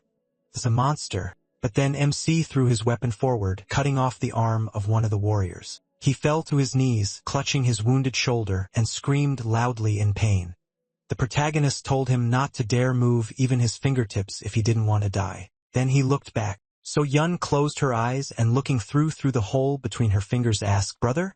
And Dojin covered her eyes with his hand and shouted for her not to look, and she was surprised. "What? Why? Didn't Big Brother come here too? Didn't he eliminate all the bad people?" He shouted, "That's right, but you can't look." Then the protagonist approached them and asked, "Are they okay?" The boy looked up at him and replied, "Yes. Absolutely." MC said he must have been scared. He replied, "Not at all. After all, he was the son of a warrior." The protagonist then placed his hand on his head and said he was proud of him. After that, he looked at Elder Cho and told him to go back with the wounded warriors and his younger brother and sister. He lifted the steward on himself and replied, "Yes." They quickly rushed to the infirmary. Then the protagonist said, "So how much longer do you intend to moan?" Left with only one arm, was he sent by that ugly woman from the Chonghua Guild? He came closer and added that if he answered his questions properly, he might let him live. The warrior shouted, "Is he really letting him live?" He replied that he wouldn't tell you twice. He could simply snap his finger and destroy them all, starting with him. He replied, "That's right. They were hired by the head of the Chonghua Guild, Choyin. She found them through the Ark of the Dispossessed. He really won't kill him?" At that moment, the protagonist reached for the sword lying on the ground and said that if he didn't want to die, he should run as fast as he could to that idiot and tell her how Wamujin from the Yoma sect had killed them all here and how he intended to kill them all in the future. After a while, the people gathered were surprised. "Hey, he should look there. That's blood. Who is he? He's even asking? This is a madman from the Yamwa family. Maybe he's completely lost his mind. Well, his condition has clearly worsened." Those who saw him walking along the road covered in blood couldn't help but laugh at him. Look at him with disdain. The conversations continued. By the way, did he hear that he single-handedly dealt with the Bangho sect? Did he really defeat those vile idiots? That's exactly it. He even crippled the second son of the Chonghua Merchant Guild. Mujin, once dubbed the crazy young master, was now known as the sleeping dragon Sioqing. People said it was amazing even though he had once been a child visited by even Shaolin monks, calling him a miracle blessed by heaven. Could it be that that talent had blossomed again? After a while, the MC opened the door before him, stepped into the domain, and Mei-suk, tears in his eyes, ran toward him shouting, "Young master, what a relief. He's walking on 2 legs, and he doesn't see any injuries on his body." The protagonist stopped him with a hand and said he was perfectly fine. More importantly, have everyone else been taken to the infirmary yet? He replied, "Yes." Not a single warrior escaped injury. The second young master and Miss Soyeon are resting in their rooms seeking peace of mind. He said, "Okay. He should prepare a bath for him immediately." He replied, "Yes." "Please wait a moment." After a while, the protagonist sank into the warm bath. He closed his eyes, remembering the faces of his brother and sister. He thought rest to regain composure. Sounded unthinkable for the children of a martial clan, but he still had no desire to show those two the cruelties of this world. If only he could make them live, seeing only the beautiful and good around them. Is he projecting images of someone else onto these children? He gathered water in his hands and, looking at the image that appeared there, released the water from his hands. Then he turned his gaze to the moon in the window the next day at the hospital. Sitting on the hospital bed, Ban shouted, "Is he asking about the Red Flame manual?" MC stood nearby and answered, "Yes. That's it." Why was he so surprised? Was he asking for something he couldn't have? He asked in return, "Can I know why he was asking about this manual?" The protagonist asked, "What is it?" He was afraid that, in a fit of madness, he would tear up the secret manual. He replied that it wasn't that. The protagonist frowned and added, "Or can't he share information about his clan's secret technique with him? They'll start tomorrow. He'll personally train those two." Okay. His face clearly showed disbelief and doubt. Ban replied that it wasn't. Then MC said, "Elder Cho, he has nothing to worry about, so he shouldn't worry." He replied, "Okay." Then he handed over the book and said, "Here it is, the manual." The protagonist took it, turned to leave, and said that in that case he was going. They should rest. Ban and Baek Shin bowed after him and wished him to take care of himself. After that, Ban sat on the edge of the bed and asked if everything would be all right. Baek Shin told him not to worry too much. After all, he had seen with his own eyes how amazing the young master was with the sword. His seizures had recently stopped and he was clearly on the mend. Honestly, he seemed to have completely recovered. The Taoist treatment must have finally worked. He asked if this treatment also improved martial arts skills. He had never heard of anything like that, although, if you think about it, there's no other explanation for his sudden improvement. Bacon added, unless some fateful encounter had occurred in his life. And the elder said, it wasn't just any encounter. To have reached such heights in such a short time, he clearly crossed paths with a great master, and no other explanation fits here. The shadow that had hung over Yomasect for 17 years finally dissipated. Sometime later, Yomasect, the training ground. The MC stood in front of the children and said, "Where there's a butterfly dance, there's also a bee buzz." Soyeon looked at him and asked, "Brother, what does that mean?"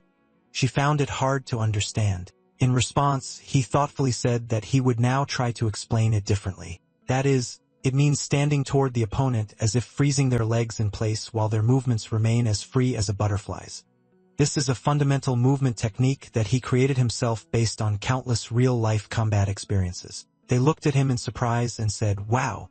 And Soyeon said thoughtfully, "But it sounds weird." Elder Cho said that he didn't have any real combat experience until now. Then Doo-jin whispered to her, "Hey, how can she say something like this in his face?" And then the protagonist put his hands on his waist and said, "Well, enough theory. They'll move on to real fights. The two of them should attack him with the basic fist technique they mastered earlier." They took a stance, and Soyeon, smiling, said, "Okay. Here we go, brother." Then she screamed. They started throwing punches. MC was surprised and thought, "What? What are they doing now? What is this pathetic hand waving? Are they really from a military family? Maybe they're still too young." But even if it's just a matter of age, the situation is still absurd. They have no idea how to balance their weight or rotate their lower bodies. They don't even have a clue about how to control their bodies. Then he shouted, "Enough." He put his hand to his head and said he had a headache, so they'll stop here today. Son asked worriedly, "Are you okay, brother?" He said their skills were much better than he thought. But before they could begin learning advanced techniques, they needed to strengthen their bodies. They should return to the residence. They'd see each other for dinner. After they headed for the exit, the protagonist sighed loudly and said, "It won't be easy." Then he smiled and thought, "Teacher, it had been hard for him, it seemed." He regretted that the sex succession had ended in his generation, but he would simply restore this ruined clan to its former glory, and then continue to walk the path of their sect once again.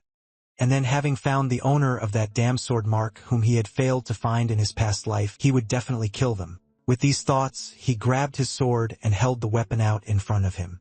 He began swinging it back and forth and thought that he was now able to lift the sword with one hand. He could feel the flow of energy in the air, and with each repetition of sword tactics, his speed increased. A few days later, Ban, with an injured arm, walked forward and said that he was back in action. MC bowed and said that it was excellent, and Masak waved his hands and asked, "Excellent? Is that all he could say? Does he even know what they went through protecting the second young master and Miss Soyeon?" The protagonist asked, who asked them to create such difficulties for themselves. If he had been even a little late, everyone would have returned lying in coffins. If they pulled such a stupid act again, they should know that he would be the first to send them to the grave. The men bowed and apologized. And then De Yun-soo walked forward and said that the improvement was truly obvious. Didn't he say that? That only he could heal the young master. A few more repetitions and he would be completely healed. Musak, looking at him, cried out in surprise. "What? That man?" "Right." Before he could finish speaking, the protagonist walked forward and looking at the guest asked, "Who is he? He has no food to give him. He must leave." Moziak cried out in alarm. "Oh, my young master, he should watch his tongue. After all, he was the one who healed him."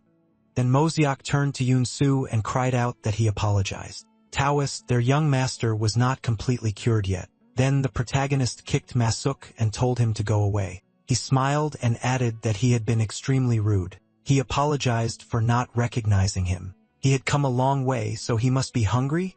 Perhaps they should go inside first? Taoist. A few days ago, Masak smiled and said that the Taoist was the heir to the Wudong sect Taoist lineage. Healing with lingering energy? Yes. It was that man renowned for his miraculous martial arts who treated him. He didn't know all the details, but the senior manager had paid a considerable sum to invite him here. In the present, MC smiled and thought, so it was him? He offered to let them in. Yansu stepped forward and, clearing his throat, said, "Very well." After that, the protagonist closed the gate behind them and then said that he had heard that he had inherited the Wudong sect Taoist lineage. Yenshu smiled and remarked that it was true. It was a little embarrassing to say this himself, but he was the only Taoist to have inherited the true essence of the true Wudong sect lineage. He was the Wudong White Immortal. The next second, the protagonist appeared next to him, and he cried out in surprise. "What?" The protagonist looked at him with a crazy look and asked, "So he claims to be a Wudong White Immortal? Funny. He hasn't heard of any of the heirs of the Wudong Taoist lineage even surviving." He replied, "That's nonsense. He really is." Before he could finish speaking, the MC told him to listen, "Old man. He must tell the truth while he can. After that, there will be no turning back." He was indignant. What was he saying? Was he doubting him? He was the one. Before he could finish speaking, the protagonist reached with a weapon behind his back and told him to continue, to keep talking. He would try to truly believe him. Then he raised his sword up and added, "If he really is a Wudong Taoist, dodging this sword would be a piece of cake for him, right?" Yun-soo looked at the huge weapon in fear and then jumped aside as the sword fell. He raised himself up on the ground and screamed, "What is he doing? They have to stop him." Masak shouted excitedly, "Young master, why is he doing this? The man in front of him really is." Before he could finish speaking, the protagonist ordered him to be quiet. He must bring him a bucket of water quickly. He would show them something funny. He was surprised and asked, "Excuse me?" After a while, the protagonist poured water on Yun-soo, and he looked at him and indignantly shouted, "What madness is this? Does the fiery Hua clan repay kindness by humiliating its savior?" Before he could finish speaking, the protagonist grabbed him by the beard and then yanked it hard, tearing it from his face. Those present looked at him in surprise and asked, "Is it a fake beard?" And MC added, "And he glued it on so neatly too. Filthy charlatan." After a while, they went into the building, and the protagonist shouted indignantly, "The impudence, trying to deceive him of all people. He actually believed it." Then Masuk looked at the protagonist and asked, "Young master, what is he going to do with him?" He replied that he can't just let him go. He smiled madly and said, "Maybe chopping off his limbs and crippling him would be just right." Yun-soo screamed, "He's begging for mercy. He must have mercy. He's asking him not to kill him." And then the protagonist smiled and said that he won't kill him. If he dies, how will he get his money back? He'll just cut off a couple. Before he could finish speaking, Yun-soo began shaking with fear and screamed that he begged him to keep his arms and legs. He'll give back everything he stole. The protagonist remarked that this went without saying, but he'll also charge him for his useless limbs and manhood. He screamed, "Anything but that. He'll pay whatever he says." Then the protagonist turned around and asked the head manager, "How much did he charge him?" He replied, 50 golden young. The MC asked, 50? Was he so easily fooled? He was too trusting. What had he even been doing all these years? Baeksin adjusted his glasses and said that he heard that he was a great healer. The next second, the protagonist, angry, shouted at him to stop already. Enough, he can't listen to this anymore. He heard him. He can start with those 50 golden young. Yun-Su, kneeling, said that he didn't have that money on him right now. If they go to his residence in Jinyang, the protagonist walked forward and asked for hours journey. Right? He should lead. Then Huangban shouted, young master, should they come with him too? He turned around and shouted at them not to waste his time. With their weak bodies, what can they do there? And they'll have to bury their bodies too. They should stay home and stay out of trouble. He walked up to the door and shouted, he must go, you charlatan. He must show the way. He followed him and replied, yes, sir. Then Baeksin put his hand on the elder's shoulder and with a loud sigh, told him to just trust him on this. He said, young master, he's not the same person he used to be. After a while they went outside and the protagonist thought, damn, I should have brought a horse with me. There aren't any animals in this damned place. Then Yun-Su turned around, looked at him and said, this is the carriage he arrived in. He should get in, please. The MC, looking at this, said he must have stolen a lot. He assessed the carriage and added, it's a great 4-horse carriage. Impressive. After that, he went inside sighing loudly, noticing the seats. He added, it's also luxuriously decorated inside. Yun-Su said cotton upholstery, leather trim. He travels all over the country on business, so comfort is a must. The protagonist remarked that he really has a strong work ethic for a con artist. If he's such a professional, why not do the honest stuff? He bowed and replied that he would definitely do so from now on. Then the protagonist sat down on the seat and putting his hands behind his head, said that he would get some sleep. He should wake him up when they arrive. He replied that he understood. He should rest, sir. After that, the protagonist fell asleep and Yun-Su got angry and thought that he should just wait. Idiot. After that, he told the coachman to go. After some time, the carriage stopped on a forest road. Yun-Su got out of the carriage and, looking at the man in the distance, said that they had arrived. He pointed at the carriage with his hand, adding that he was fast asleep inside the carriage. He must pull him out and set an example for everyone. Then Chalmec gritted his teeth and thought, again, why would anyone even try to interfere with a Taoist who seeks to guide the misguided masses? He climbed into the carriage and thought, this is the price you will pay for his foolish interference. He must not hold a grudge against them. With these thoughts, he swung his fist, concentrating his energy, and then struck but looked ahead in surprise, noticing how his fist was stopped by the protagonist's weapon who asked, what the? Are they already here? After that, he swung his weapon attacking Chulmuk who closed in, crossing his arms over his chest. The powerful attack sent him flying out of the carriage and skidding to a stop on the ground. Yun-Su, noticing this, shouted in surprise, what? And then Chulmuk said, hidden dragon Seo Chung. So he really wasn't just talking nonsense. The next second, MC approached the carriage exit and asked, since when had Jin Yong become such a dense thicket? Had he been targeting him from the start? He thought he was just a swindler, but it seemed he was also good at scheming. However, he was still starting to get bored. He concentrated energy in his body and added that they would see what he could do. Then Shanmuk shouted, everyone come out. The man stepped forward and said that this upstart was digging his own grave. For Zhongshan demons stood in front of the protagonist. He looked at them and smiling said, their appearance is scarier than hell, honestly. He wondered, demonic energy? Then he placed a sword in front of him and added that their weapons, as far as he could see, were different. He released streams of powerful energy and said that he would see what they could do.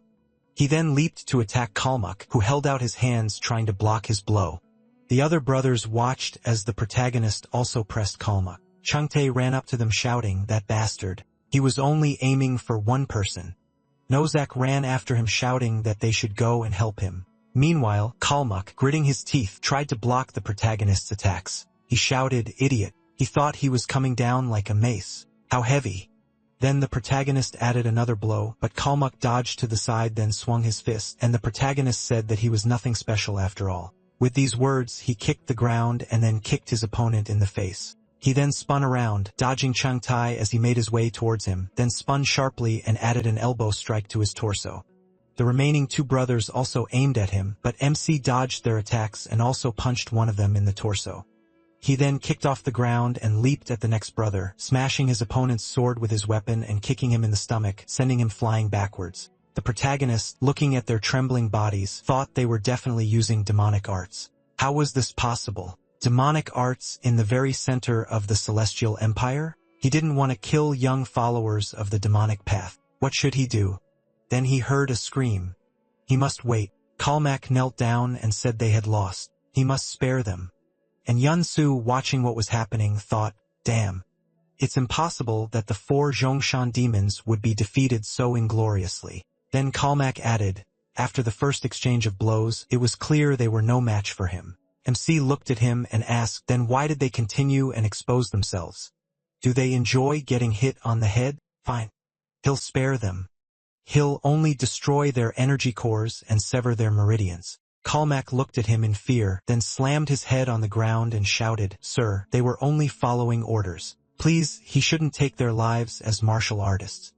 And the protagonist told them not to whine at a certain age. He walked closer and asked who they studied under. He looked surprised. What did he mean? The protagonist shouted in irritation. What else? He asked. Who is their teacher? It was ridiculous to call what they had demonic energy, but it was definitely it. Few people in the Central Plains wield demonic energy. Who taught them the demonic arts? Chulmuk replied that until the year he was last alive, they didn't even know his name. The protagonist asked, what kind of students are they who don't know their mentor's name? And he shouted back that he told them not to look for his other students. MC said irritably, I see. Then they should have been sitting quietly and honing their pathetic martial arts, but instead they took up stealing? Kalmak raised his hands and shouted, Steal? No, they weren't thieves. They only helped their brother with his chores from time to time. The protagonist asked, they said chores? They knew what kind of person he was, but they still helped. He replied that they thought saving living people was a righteous deed, didn't they? Then the protagonist turned around and said, Enough, they must leave. From now on, they are no longer to serve him. If he sees them again, they will die. All the other brothers knelt down and shouted that they're grateful to him, Lord. Then the protagonist approached Karajan, turning to Yunsu, said that he must pay the ransom for these people, reimburse the cost of his life, as well as compensate him for his lost stamina and moral damage for everything that happened. And Yunsu indignantly whispered, What? What moral damage? He shouted, Does such a thing even exist? After that, the carriage set off and Kalmak, looking after them, said that his teacher said that they are poor thinkers and too trusting. He said that they need to be very careful with those with whom they associate. If they ever meet a strong and noble man, they must follow him and serve him. Okay, their thoughts are in sync. Meanwhile, the protagonist sat inside the carriage, folding his arms across his chest and asking why he stopped again. He irritably opened the carriage doors and was surprised to see his brothers kneeling in front of him. They shouted, Boss. Chonuk sat in front and shouted that they pledged allegiance. They will serve the fiery Hua clan until death. Please, will he accept them? MC looked at him and said, It looks like they've lost their minds after such a scolding. Why are they calling him boss? He shouted that they're not even 30. Please, he must take care of them, boss. The protagonist shouted in surprise. What? Impossible. They're saying they're not even 30? He thought, unbelievable. After that, they set off on their journey and inside the carriage, along with the protagonists at the others. MC looked at them, arms folded, and said he couldn't believe it. Did everyone here have mental problems from energy deviation? Nozak said that had never happened to them before. What exactly surprised him so? He replied, it doesn't matter. Then he sighed and added that he couldn't understand how followers of the demonic arts could become warriors for impoverished Orthodox clans. Was that even logical? The 21-year-old eldest brother said that his teacher had always told him that the path of the demonic arts is a way of life, the essence of a person, not some faction or affiliation. 18-year-old fourth brother agreed with him. There was nothing wrong with that. But realistically, what respectable family of a righteous school would accept practitioners of the demonic arts? The 20-year-old second brother shouted, Who would dare say such a thing? They'd break their heads for him. The 19-year-old third brother shouted that they would tear him apart. The protagonist closed his eyes and thought they were so naive, eager to fight. They reminded him of someone he had become very attached to. Then he sighed and said that if they wanted to serve under another house, they must be willing to put their lives on the line for any of his orders, whether they liked it or not. Their personal freedom meant nothing. They must obey like dogs for the sake of the clan's honor. Understood? They said yes. They will serve with all their hearts, boss. Then he waved his hand and putting his hand to his head, said, "Oh my god. Okay. They can do as they please. They are warriors of the Hua Fire Clan now." In response, they shouted that they were grateful. "Boss." He told them to stop calling him boss and just call him young master. They shouted that they understood young master. After some time, the carriage arrived at the right place. The protagonist went outside and said, "It's really luxurious here. Is this his home?" Yunsu walked forward and answered, "Yes, he should go inside." He replied, "Okay. Then they'll go." "Hey, he's there. He should open the gate." Then a subordinate approached Yunsu and asked, "Master, what's going on here?" He held out his hand and told him not to ask and to cook in the outbuilding quickly. The protagonist walked forward and told him to forget it. "What are they even doing here? They need to check his treasury first." He replied, "Yes. This way." The brothers followed them, and the subordinates watched in fear. The protagonist, walking forward, looked around and thought, so this is how luxurious he lived on the money he cheated people out of. Then Bisajin walked forward and asked, "What's wrong, brother? Trouble?" Yunsu ran up to him and shouted, "Brother, nothing. He should go back inside." He replied that he knew there was nothing to hide from him. So what should he say? These people. Before he could finish speaking, the protagonist folded his arms and said, "He told him to leave. So why is he still sticking his nose where it doesn't belong? Judging by his clothes, he must be one of that swindler's guests. Guests shouldn't interfere in family affairs." But Sajin passed him by and said that he, the young man, had a very bad temper. Cholmuk asked, "Young master, will he allow him to deal with him?" And Yensu pointed his hand at him and shouted, "No. This is a misunderstanding. They are his guests, brother. That's right. He must allow it. They are the 4 demons Zhongshan and the eldest son of the Fire Hua clan." He smiled and said, "No wonder he has such a sharp tongue. So he is that crazy eldest son of the Hua clan, a jerk from a righteous sect who makes mistakes with scum and bullies ordinary people." Funny. The MC said that if he was done having fun, he should leave. They had business to attend to. But Sajin added, he calls himself an orthodox, yet he hangs around with demonic arts practitioners. He's terrorizing ordinary people. His grandfather must be crying in his grave, "You worthless scum." The next second, Yun Su shouted, "This," and Sajin reached for his sword and told him not to worry, brother. He, Sajin, wasn't the kind of pathetic swordsman who would lose to such scum. Yansu smiled looking at him and thought, "Really?"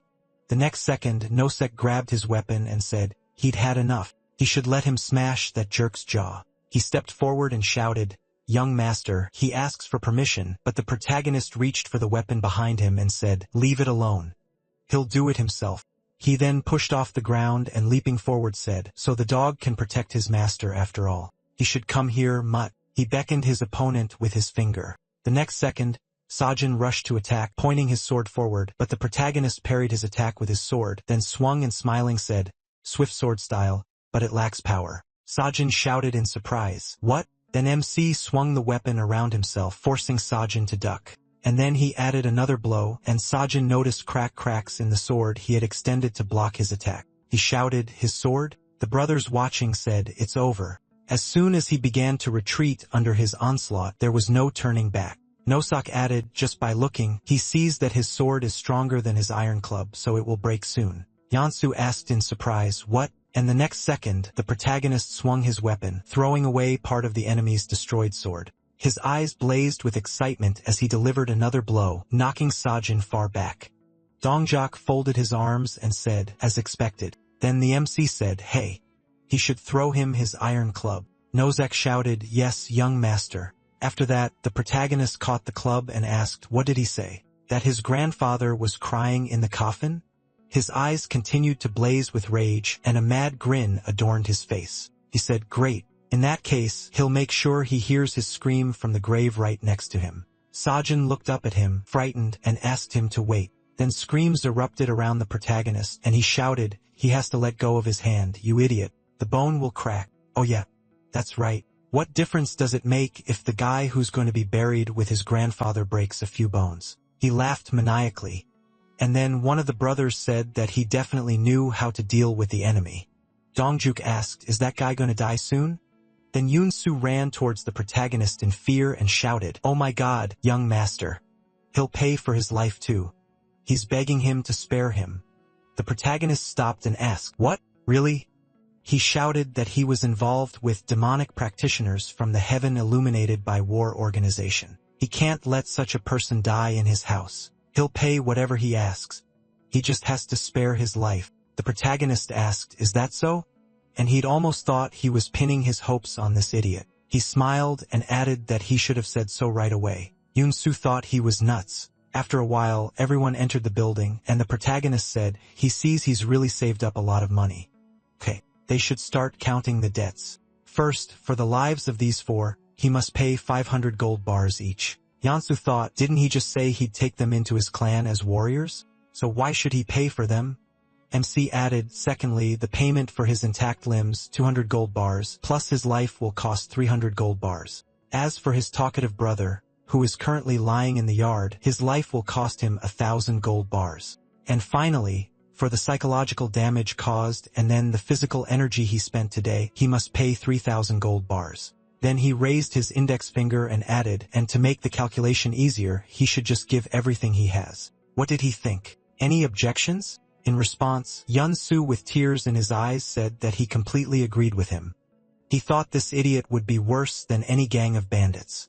After some time, the brothers started carrying chests of gold, and the protagonist told them to take everything out. They replied, "Yes, there is." Then the protagonist looked at the screen standing to the side in surprise. He frowned, looking at it, and thought, what kind of screen is this?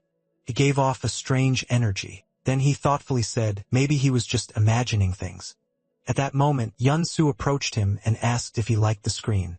He replied, "No, not really." Yeon-soo said, as expected, he has sharp eyes. This screen is the work of the creator, Jang Seo-sun. Was just bothered by the fact that his room was too empty. He should take it for himself. MC looked at him and smiling asked, "Can he really take it?" Well, he won't refuse. He thought, damn cheapskate. After some time, the carriage was filled with jewelry and things. The protagonist pointed at it with his hand and looking at Yeon-soo asked, "Won't need this carriage anymore, right? Since he won't be traveling around the country anymore, so he'll take it." Okay. He bowed and said, "Of course." Knowing that he'll put it to good use is an honor for him. Then the MC shouted, "Well then, let's get going." He got into the carriage and they set off. Watching them go, Yeon-soo bowed and wished them a safe journey. The protagonist shouted for him to live a righteous life. They'll see each other next time. Yeon-soo extended his trembling hand forward and thought, they'll see each other next time? Isn't it enough that he's already robbed him blind? Is he even human? Why are the heavens so merciless? What did he do that they'd send this madman after him?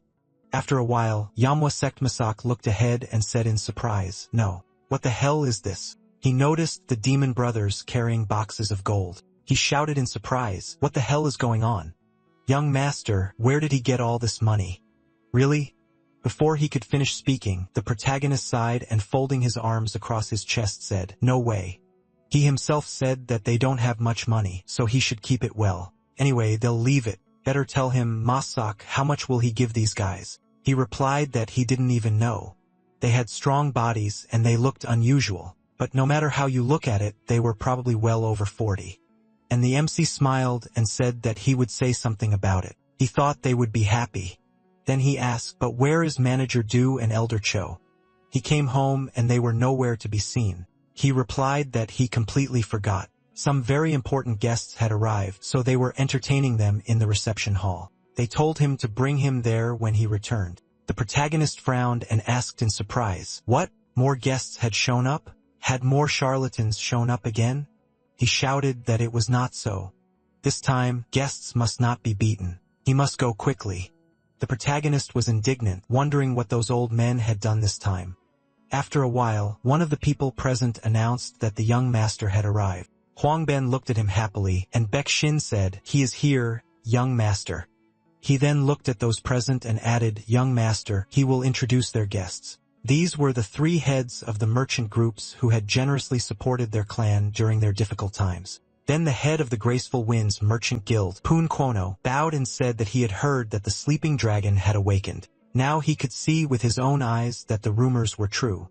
Next, he introduced himself. Then the head of the Warriors Domain Trading Company, Don Guanyo, smiled and introduced himself, saying that he saw his healthy face. After enduring so many hardships, he was free of all worries. Next, the head of the Golden Land Estate, Wang Yechuan, said he was sorry it had taken him so long to meet. He then introduced himself as well. After this, MC cracked his knuckles and said he had heard a lot about them. He also introduced himself and thanked them for their visit. After that, they began a heated discussion. After some time, the protagonist picked up a teapot and asked, "Are the three of them here to collect their debts?" Kwano raised his hand and said that they hadn't come to pressure them, demanding a slow return of their money. They had simply learned that the young master had opened his eyes and had come to congratulate him on it. They apologized for any inconvenience. The protagonist replied that, first of all, he would like to thank the three of them for their previously mentioned selfless assistance, but he preferred a final definitive accounting. However, he had only recently taken over the clan, so he was still poorly informed about the current state of his holdings. Therefore, he asked for their understanding. Secondly, he wanted to know the total debt their clan owed to their trading groups. Bakshin, surprised, said, "Young master," and he gestured with his hand saying that he needed to know the exact amount before they discussed the repayment schedule. Yoken then said what was to be expected from young Master Hua. He spoke the truth. In that case, although he felt embarrassed to say it, he should allow them to name approximate amounts. Kono said that he owed the Graceful Winds Trading Guild 5,300 nyang. Yoken said that the debt to the Golden Land Estate was 3,200 niang. Guangyu added, and he needs to return 1,900 niang to the Warriors Domain Trading Company, MC said, bringing the total to 10,400 niang. A moment later, one of the guests said, since they brought up the subject, he should add that they've actually been under pressure from the Chunghua Trading Guild for a long time. Baishin rose from his seat in surprise, and the protagonist said, the Chunghua Trading Guild. Kwano said he didn't want the Yonghua sect bonds they held. It was clear it would harm his clan, so they firmly rejected their offers. Yoken added, however, after the duel, the Chonghua Trading Guild began to use its enormous financial power to put pressure on them with all its might. They monopolized all their essential trading goods and also cut off their contacts with other trading groups with whom they did business. Moreover, they openly stole their branch managers. Wanbin shouted in surprise, how could anyone do such a thing? Then Yachim placed his hand on the table and said he was ashamed to admit it, but they could no longer bear this kind of pressure. Before they gave up their rights to collect the debt, they felt they should warn him of this.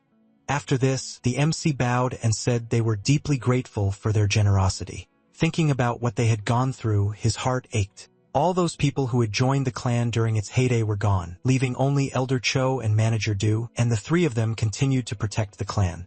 Then he rose from his seat and leaning his hand on the table added, so although he's not very good at science, he knows one thing associated with the emergence of goodwill must be repaid. The entire amount his clan owes will be paid immediately. Then one of the guests shouted in surprise, is that possible? The protagonist added that as interest on their assistance so far, he would help them escape the clutches of the Chunghua Merchant Guild. The guests looked at him in surprise, and then Kono sighed and said, young Master Mujin, does that mean he's willing to do everything he can for them?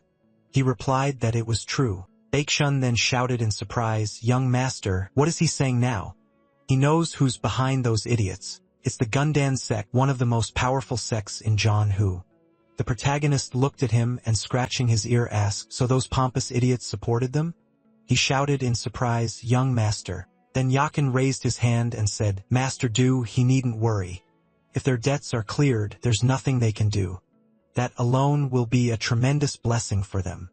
They had no intention of causing conflict between the Yamwa sect and the Gundan sect. However, the rumor that the sleeping dragon had awakened was indeed true, and they were grateful for his words alone. Now their hearts are at peace. After a while, everyone went outside, and Yoken added, then they'll be going. They wished prosperity to their clan. The protagonist responded by wishing them safety on their journey. Then he said, Xiongwa Merchant Guild, Governor Du, he must gather information on these rats. He needs to know everything from their finances, their regions of operation, their main trade goods, right down to their connections with the Gundam sect. Baekshun looked at him in surprise and shouted, young Master Mujin, he must wait. Is he seriously going to do what he said earlier? The protagonist looked at him and asked, did he really think he was joking? How many times must I repeat this? Kindness must be properly repaid, and the debt for the insults must be fully repaid. Hadn't he heard what those idiots did to them? If they let this slide, the next time they'd be the ones to grab them by the lapels. They should risk everything and take another look at this situation. If repaying their debt was all they got for supporting their clan for decades, then they wouldn't help them anymore in the future. So shouldn't they at least repay them in full for their help? Even if his words sounded like the absurd bravado of a madman. After that, he thought they'd see who would win. Kalmuk approached them next, calling the protagonist over and saying that all the tasks he'd given them had been completed. He looked at him and said, "Well, good work. Now they should gather here. They should introduce themselves. These two are the elder and the manager of their clan." Baeksun was surprised. "Young sir, who are these?" Before he could finish speaking, MC said he would introduce them. New warriors had joined their clan today, men renowned throughout Zhongshan. Before them were the famed brothers of the Middle Mountains, or the Four Demons of Zhongshan. Kalmak then flexed his fist and shouted, "Please, they must take care of them." The protagonist then smiled and, raising his index finger, added, "It's too early for them to be surprised," an even more shocking detail. They were all younger than him. The men shouted in bewilderment. "What?" Baeksun thought. "That can't be right." Then Nozak looked at his brother and said, "He's starving. Maybe they should roast some meat," he asked. "Why do they look so stunned?" He replied, "It's obvious they were impressed by their fortitude." Baeksun then shouted, "Young master, doesn't he know about the Four Demons' notoriety? Why did he accept them into their clan without consulting them?" The protagonist asked in response, "Did they consult with him when they were planning to run away with the children?" Baeksun shouted in surprise, "That's it." The protagonist looked at him seriously and added, "If he approves of someone, they stay. If not, he's out of here. They mustn't forget. He's the one who will be the next head of the Quan. Musok, he needs to go buy a cow." He said, "That's it." Before he could finish, Baishin said, "Young master, they have no money after all." He remembers that just a few minutes earlier, they paid off a debt of 10,000 gold. After a while, he brought the steward and the elder into the room with the gold. Baishin shouted in surprise, "Is that all?" And MC said, "Do they know that swindler made a tidy fortune?" Then Huangbin looked at him and shouted, "Young master, really?" And he shook his head and told him to calm down. He didn't kill him, he just took what was rightfully his. Then Baeksun asked what kind of screen it was. He replied that he said it was one of Master Seo-san's works and gave it to him.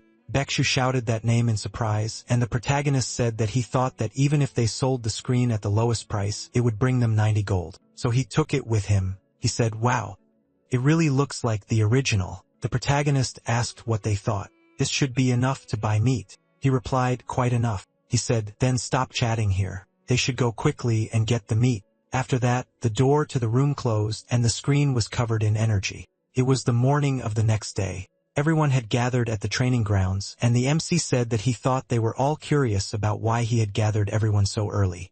After everything that had happened recently, he realized they all needed specialized training. The foundation of swordsmanship is a strong body. No matter how well they mastered the art of fencing, it's useless if their bodies are weak. Therefore, starting today, they will begin a course of specialized physical training under his personal supervision. He hopes that everyone will keep up with him and no one will lag behind. At their feet lies a 144-kilogram sack of rice. It will be a reliable assistant which will aid them in their further training. He will also clarify that this rice is not for eating.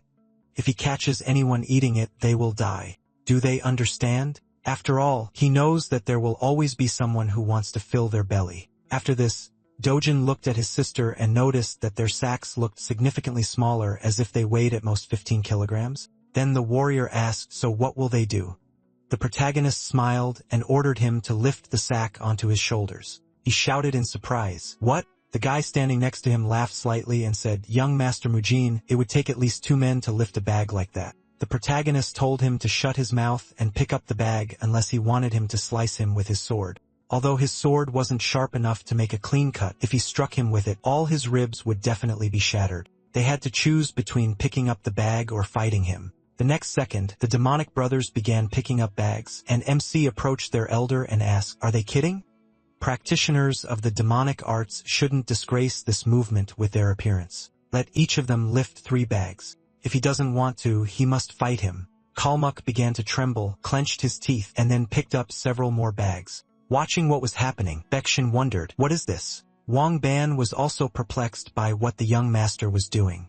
Meanwhile, the training continued, and the protagonist shouted, "Excellent." When he decided to lift the bag, did it suddenly become within his power? Could he do it? They had to get that pitiful thought out of their heads. If he failed, only death awaited him. At this rate, was there anything that couldn't be done? Excellent. Now they begin to squat. Stand up. 200 repetitions. Everyone, they must keep up with him. 1, 2. Everyone repeated after him, and then he shouted, now stand up. They must tense their bodies and stand up to their full height. Lazy bones one more time, unless, of course, they all had a death wish. At that moment, Kalmak wondered what this feeling was. It felt as if his entire body from his feet up was going limp. No, he couldn't. If he couldn't endure this, the young master might beat him to death. He let out a loud cry and made another lunge while watching what was happening. Huangban wondered what kind of training method this was. He was just watching. It was already hard for him. Could these tiny bodies even withstand something like this? At that moment, the protagonist shouted, they call themselves warriors, but all they've done is stuff themselves at the expense of their clan. And now they're whining after such insignificant training. Such people don't deserve the slightest mercy. Any scoundrel who shows weakness will die here. They will continue. After a while, the guy sat down on shaking legs and said, 200. And then he fell to the ground, exhausted. The protagonist said, you can't look at them all without tears. He can't believe they wasted the whole day on a simple warm-up. With such endurance, they still dare dream of martial arts. This is the end of today's training. In exchange, they will henceforth become one with this bag. They must eat, relieve themselves, and must not take it off while training or even sleeping. They will always carry a bag of rice with them. They will ask how long will this last until he tells them to put it down. Hey there, Zhongshan. Kalmak looked up at him and shouted, yes. The protagonist ordered a rope to be brought and tied to each of their bags. Whoever removes their rope will have their lifeline significantly shortened. They must remember. He thought that he had never seen her, but today he really wanted to meet her mother. At that moment, MC walked past Masek and told him to make sure the children ate beef at every meal. He replied, yes. Should he prepare a bath for him? He waved his hand and replied, no. He'll call him later. Afterwards, he entered the building, closed the door behind him, and collapsed onto his bed. That night, everyone gathered in the dining room, still clutching the bags to their bodies. Nozak held his chopsticks with trembling hands and, looking ahead, asked, isn't that strange? He was exercising his legs, but his hands were shaking. Changtae looked at him and asked, is it the same with him? He had noticed the same effect before and thought it was a bit unusual. He added that even when he trained with the master, nothing like this had ever happened. He agreed with him. The next day, the torture. Joy, no. The training continued. The protagonist shouted 42-43. Hey. In the third row, him. Yes. Him. The bastard. He wanted to die.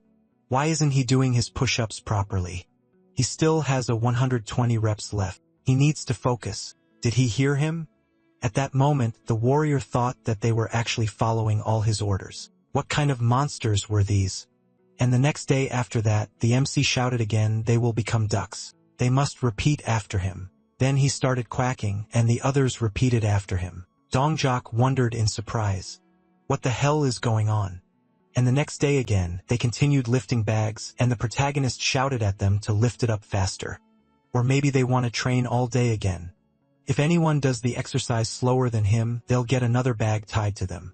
The kids raised their bags and shouted, 50. In the MC, his whole body tensing, looked away and thought that these brats were doing better than he thought. Should he increase the difficulty a little? After a while, they came to a cliff and Cholmuk said, this is the place, young master. Really? The protagonist turned his gaze to him and smiling said, that's right. He thinks they were really hot, so it's time to cool off a bit. They'll swim across this river. Then Soyeon smiled and said, wow. A waterfall. That water must be refreshing. Dojin called out to her in surprise, and then she asked, exactly. What should we do with him? He can't swim. Shouldn't he tell his older brother that he's a terrible swimmer? After that, Wanben shouted, young master, there's no way to swim across these raging waters. The current is too strong. Baekshin added, this place is notorious for the river taking lives. Even without weights, trying to swim here is extremely dangerous. MC looked at them and said, geez, these old men are worrying too much. They shouldn't worry. He checked everything personally. Baeksin asked when he trained like this and he said, hey.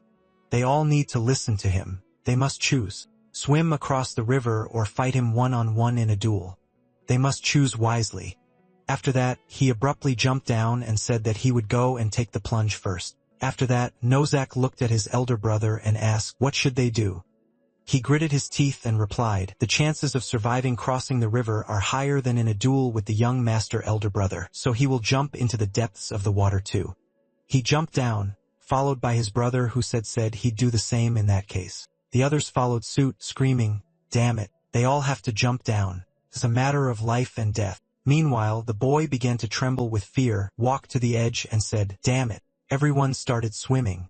Dongjok stood behind him and said, if he can't do it, then he should step aside. Then So Yun ran to the cliff, smiled, and waved her hand. She yelled at him not to worry. His older brother would hardly beat him to death, and she would jump too. Her brother anxiously yelled at her to wait. He clenched his fists and thought, I could never tell him that. He was also a warrior of the Yomwa sect. After that, he resolutely ran forward and, jumping down, thought that it was a piece of cake for him. He sank underwater, and Huangben shouted, young Master Dojin. Meanwhile, the protagonists swam ahead and shouted, if they fall, they'll really die. They must keep moving their arms and legs. At that moment, Dojin tried to swim and thought he could do it. He extended his hand forward and thought he could overcome this. But then his head sank underwater, and he began to drown thinking he too can cross the river. Seeing that he was being carried away by the current, the man cursed and warned everyone about it. He was being carried towards the waterfall. Dojin surfaced greedily gulping air, and Shantae shouted that he was swimming towards him. Dojin was already out of breath. Fortunately, Shantae caught him. He lifted him up and told him to breathe. When he gave the signal, let him take a deep breath and hold on tightly to his hand. It was too late to turn back, so they went ahead. He told him to get ready. Was a little confused and, at his direction, took a deep breath, and then they fell down the waterfall together. Seeing this, the men on the cliff looked worriedly into the thick of the water. Fortunately, everything was fine. The boy crawled to the shore, and Shangtai said that he did well. Dujin thanked him for saving him, and he told him that it was his duty. MC approached them and asked the boy, is he okay? Is he hurt anywhere? He replied that he was perfectly fine. Luckily, the warrior had come to his aid. Changtai was surprised, not understanding when he had managed to catch up with them, and Mujin told the boy not to overexert himself. Doing everything together was, of course, good, but if something happened to him, all of this would become meaningless. He looked at him confidently and said that they couldn't remain children forever. He would stay with everyone until the very end. Only then could he become a true warrior of the Yamwa sect. Shangtai praised him for such magnificent words, and the two at the top breathed a sigh of relief. After that, they continued. This time, they had to climb up a steep cliff. MC shouted at them that if they fell, they would not be able to pick up their bones and that they should climb back up with all their strength. The warrior began to curse him in his thoughts. He shouldn't have followed him. Because of this, he became distracted. His foot slipped from the ledge, and he fell off the cliff. As he fell, he screamed in fear, stretched out his arms to grab onto anything, and caught the rope holding Damjuk's bag. He felt the extra weight and turned around indignantly, and the boy tearfully asked him for help. He clenched his teeth and cursed, then told him not to dare pass out to grab the rock in front of him. After that, they began running under the scorching sun. Mujin said that if anyone fell behind, they would have to pick them up and continue running. A child they passed looked at the exhausted boy and asked his mother, "Are these people sentenced to death?" She answered him that they were warriors of the Yomwe sect, which makes the whole picture even stranger. The siblings were also quite tired. Suddenly, So Young collapsed to the ground, and her brother called out to her worriedly. After that, Elder Cho ran up to her and asked if she was okay. She looked exhausted and asked him to carry her on his back for a little while. She would quickly recover. He sat her on his back without asking questions, and she gave her brother a thumbs up with a grin. It turned out she wasn't tired at all, but had cheated. Seeing this, the other warriors stopped, and MC asked what they were doing there. If they intended to faint, imitating the little girl, then he wouldn't stop them, but they would have to put their lives on the line. They weren't going to run. They had no choice but to continue on their way, envying that girl. Soon, they reached their destination and immediately sat down on the floor to catch their breath. While the boy was trying to come to his senses, Dongjuk approached him and said that he was constantly lagging behind during training and couldn't even support the weight of his own bag of rice. How long was he going to drag behind? How long should he have to suffer because of him? If he couldn't handle the strain, then he should just crawl away. Let him not create problems for others. He looked down and the boy asked if he was even listening to him. He replied that he had said he would kill them. Did he think he was doing this because he wanted to? He had long wanted to quit this job as a warrior. But how could he tell the young master this? This angered Dongjok even more, and he asked so he was afraid of being beaten to death if he brought this up? That was why he fell over every time like a rotting corpse. From what he saw, he drew one conclusion. He was not cut out for the life of a warrior, so he would immediately cut his vital artery. The boy backed away from him in fear and exclaimed, "Why is he acting like this?" The warrior grabbed Dongjok by the shoulder and told him to stop. Not everyone can be as steadfast as he is. He clenched his fist tighter and hit him in the chest, exclaiming that in that case, they might not live as warriors. The warrior fell from the blow, and he ordered him to get up so he could kill him. He was about to strike him, but Aniclimax stopped him, saying that a younger master, even bigger than them, had walked on the edge of a blade. And although everyone accepts what they are given differently, all these actions are not as meaningless as he thinks. Therefore, first, let him surpass the younger master and then make such statements. Dongjok retreated and finally told the boy that if a situation arose again in which he found himself at a disadvantage because of him, he should know that he would die by his hand before by the younger masters. Soon the moon rose in the sky. Dongjok left the building, cursing the restroom for being so far away, and he heard something cutting through the air and wondered who was there at this time of day. He hid behind the bushes near the training ground and saw Mujin practicing sword swings and lunges. What he did surprised him greatly. MC moved dexterously and quickly, and he thought that he wasn't just moving fast. His every movement was filled with incredible power and was distinguished by special mobility, and yet their age difference was so insignificant. How did he already manage to master such honed swordsmanship? Is this what they call talent in martial arts? Mujin stopped, caught his breath, and turned his gaze to the bushes, asking who was there. Let him come out before he cracked his skull. Dongjok awkwardly emerged from hiding and asked what he was doing there, hiding behind the bush. He told him that he was just going to the restroom and stopped there. He hadn't been peeping at them on purpose. MC said it was okay. He was bored anyway, so he showed up at just the right time. Tell him to put the bag of rice aside and pick up that sword over there. He immediately excitedly threw the weight off his back and picked up the weapon. Looking at it uncertainly, MC told him to attack and he took off, and their blades collided with a loud clang. Dongjok put effort into each strike while Mujin moved easily. Dongjok was confused and thought that he knew his attacks wouldn't work, but still, what the hell was going on? Had he ever wielded a sword that fast before? MC parried his next strike and chuckled, saying that now he might be of some use. But isn't he looking ahead too much? He jumped behind him and delivered a blow that made him lose his balance and fall. But then he quickly rose up on his hands and increased the distance between them. He caught his breath and said that it was expected, and Mujin noted with a smile that before, one blow from him would have already knocked him out. Finally, his endurance was becoming more or less bearable. Dongjok focused on the sensation in his back and thought that although the blow was strong, it was not enough to knock him out. The MC decided to end it there. He said goodbye to him, telling him to rest well, and he bowed, wishing him the same in return. After that, he looked at his sword in surprise and wondered, is this really working? The next day, they had abdominal training. Mujin told everyone to lift a bag of rice between their legs and hold it while hanging from a bar. They started the exercise, which was difficult for Dongjok as the bag kept trying to fall. But he caught it immediately and squeezed it tighter between his legs. The warriors remarked that they were truly magnificent. They continued doing the exercise, clutching the bag of rice between their legs. They looked more inspired than before. After this run, they went out into the city and ran through the streets. And at one point, the guy lost all his strength, noticing how everything was blurring before his eyes. He thought that he couldn't faint here. Dongjok noticed his suffering and, holding his bag, told him to hold on. There wasn't much left. Looking at them, the MC smiled. And so a month flew by at this pace. Mujin gathered everyone to finally announce the completion of the special training. He allowed everyone to untie the ropes and remove the load from their shoulders, to which they were incredibly happy. MC said he was sorry to spoil their mood, but they would be holding this kind of training every year during the summer and winter seasons. The next special training would take place this winter in just a few months.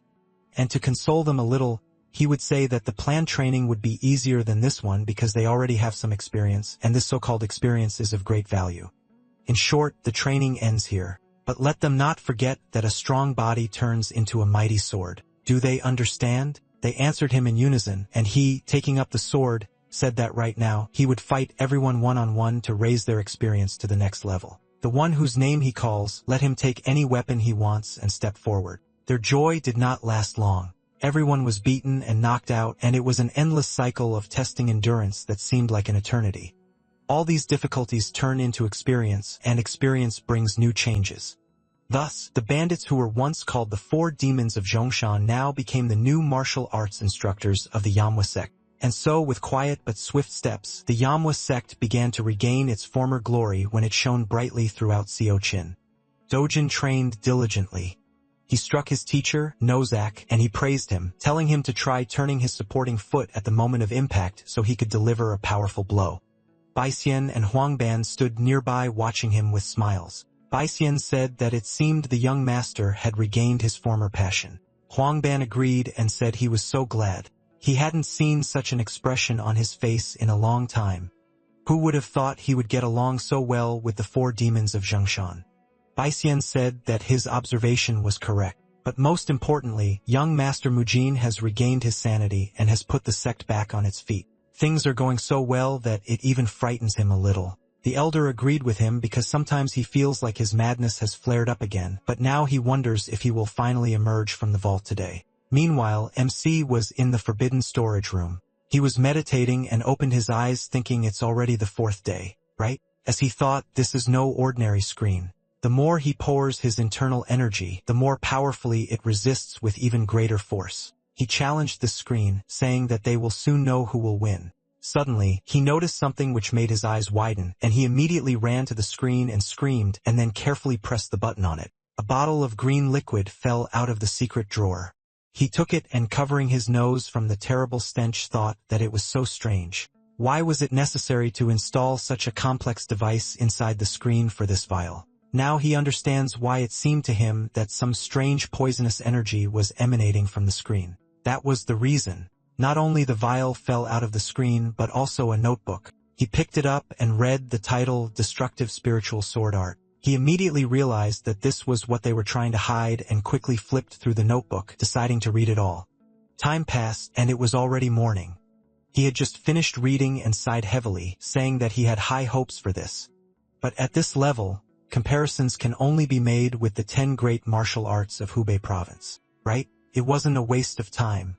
But looking at the method of using this art and its cultivation, unlike him who uses martial arts based on external moving energy, this technique is more suitable for the members of the Manhwa sect. The reason he couldn't teach those impudent little ones swordsmanship lay in the existing differences between their basic cultivation methods. The foundation of the 9-sword solo is external moving energy, while the foundation of the Manhwa sect is martial arts based on internal yang energy. These two energies are inherently contradictory, so mixing them recklessly can cause an energetic imbalance.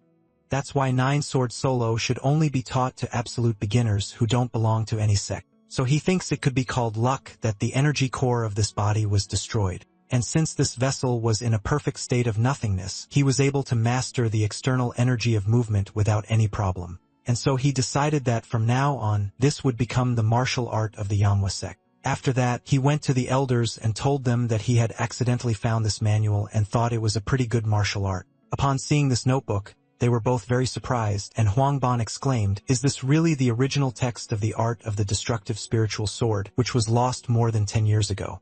This is a truly advanced swordsmanship art. Was it really hidden in that screen?"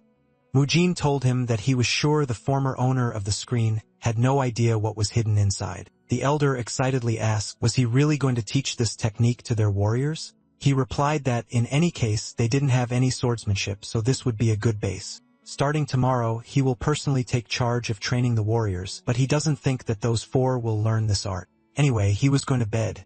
If the 2 of them were also going to learn this art, then let them make copies first. They both started jumping up and down in joy and squealing, and he thought they had been yelling like that since early morning. But Manager Du and Elder Cho weren't the only ones dancing with joy. The warriors were also delighted, like fish that had finally found water.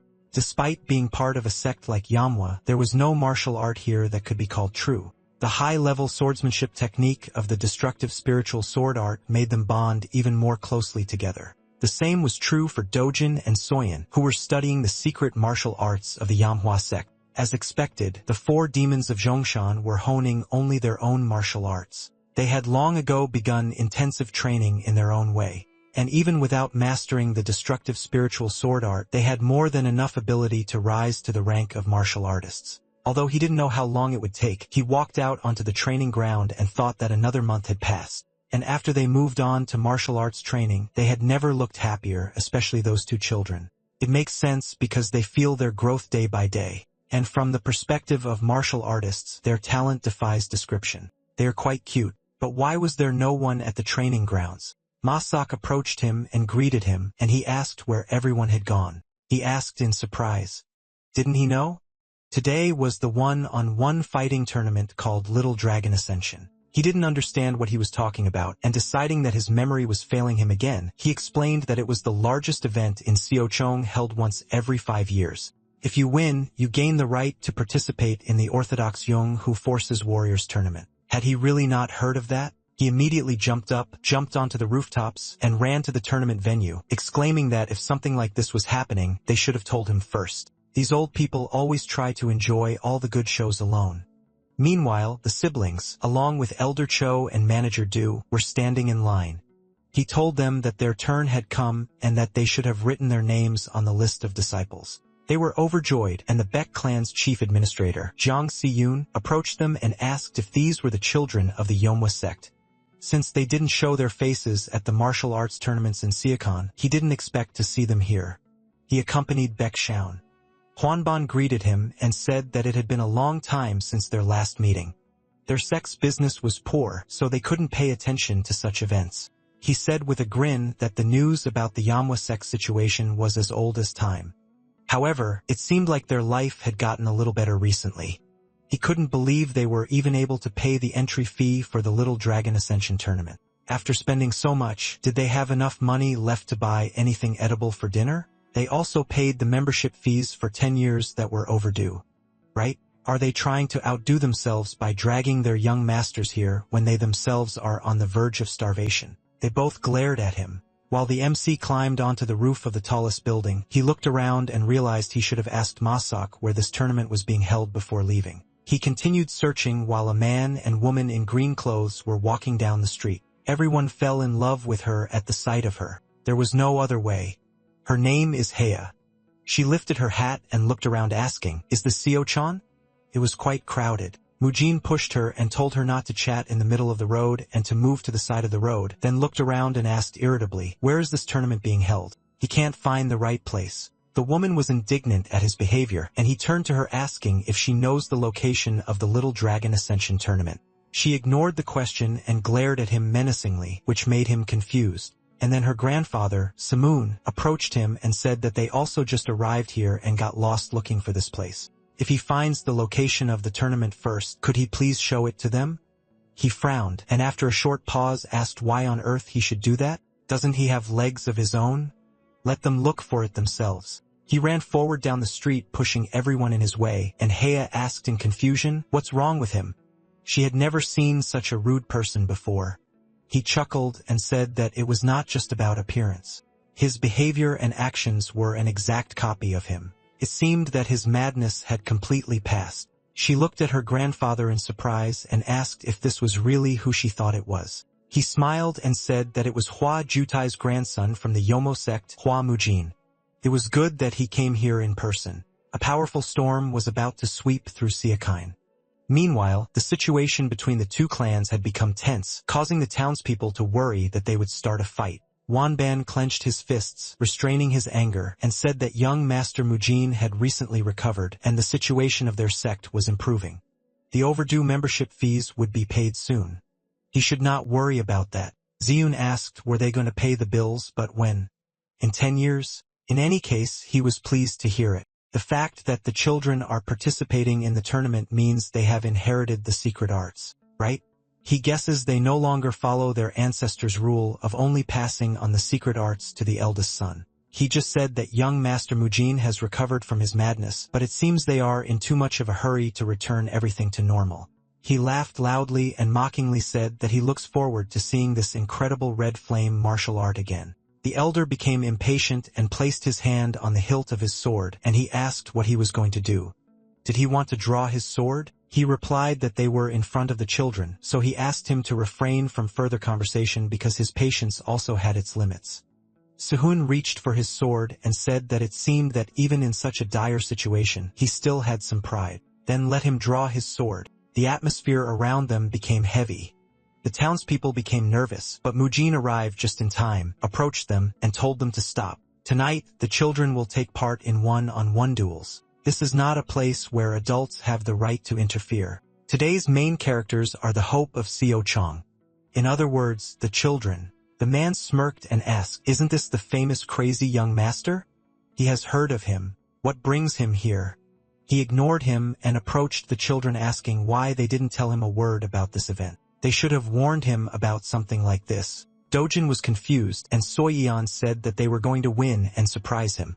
He patted her on the head and said that the brats, are simply incredible. He turned to the man and said that the martial arts clan should be proud of their mastery in martial arts. If they constantly boast about their wealth, people will call them third-rate. A martial artist should trust his sword. But why would anyone put gold above all else? He was indignant, and Samoon, who had just approached them, laughed and remarked that he definitely knew how to speak his mind. He found it so refreshing.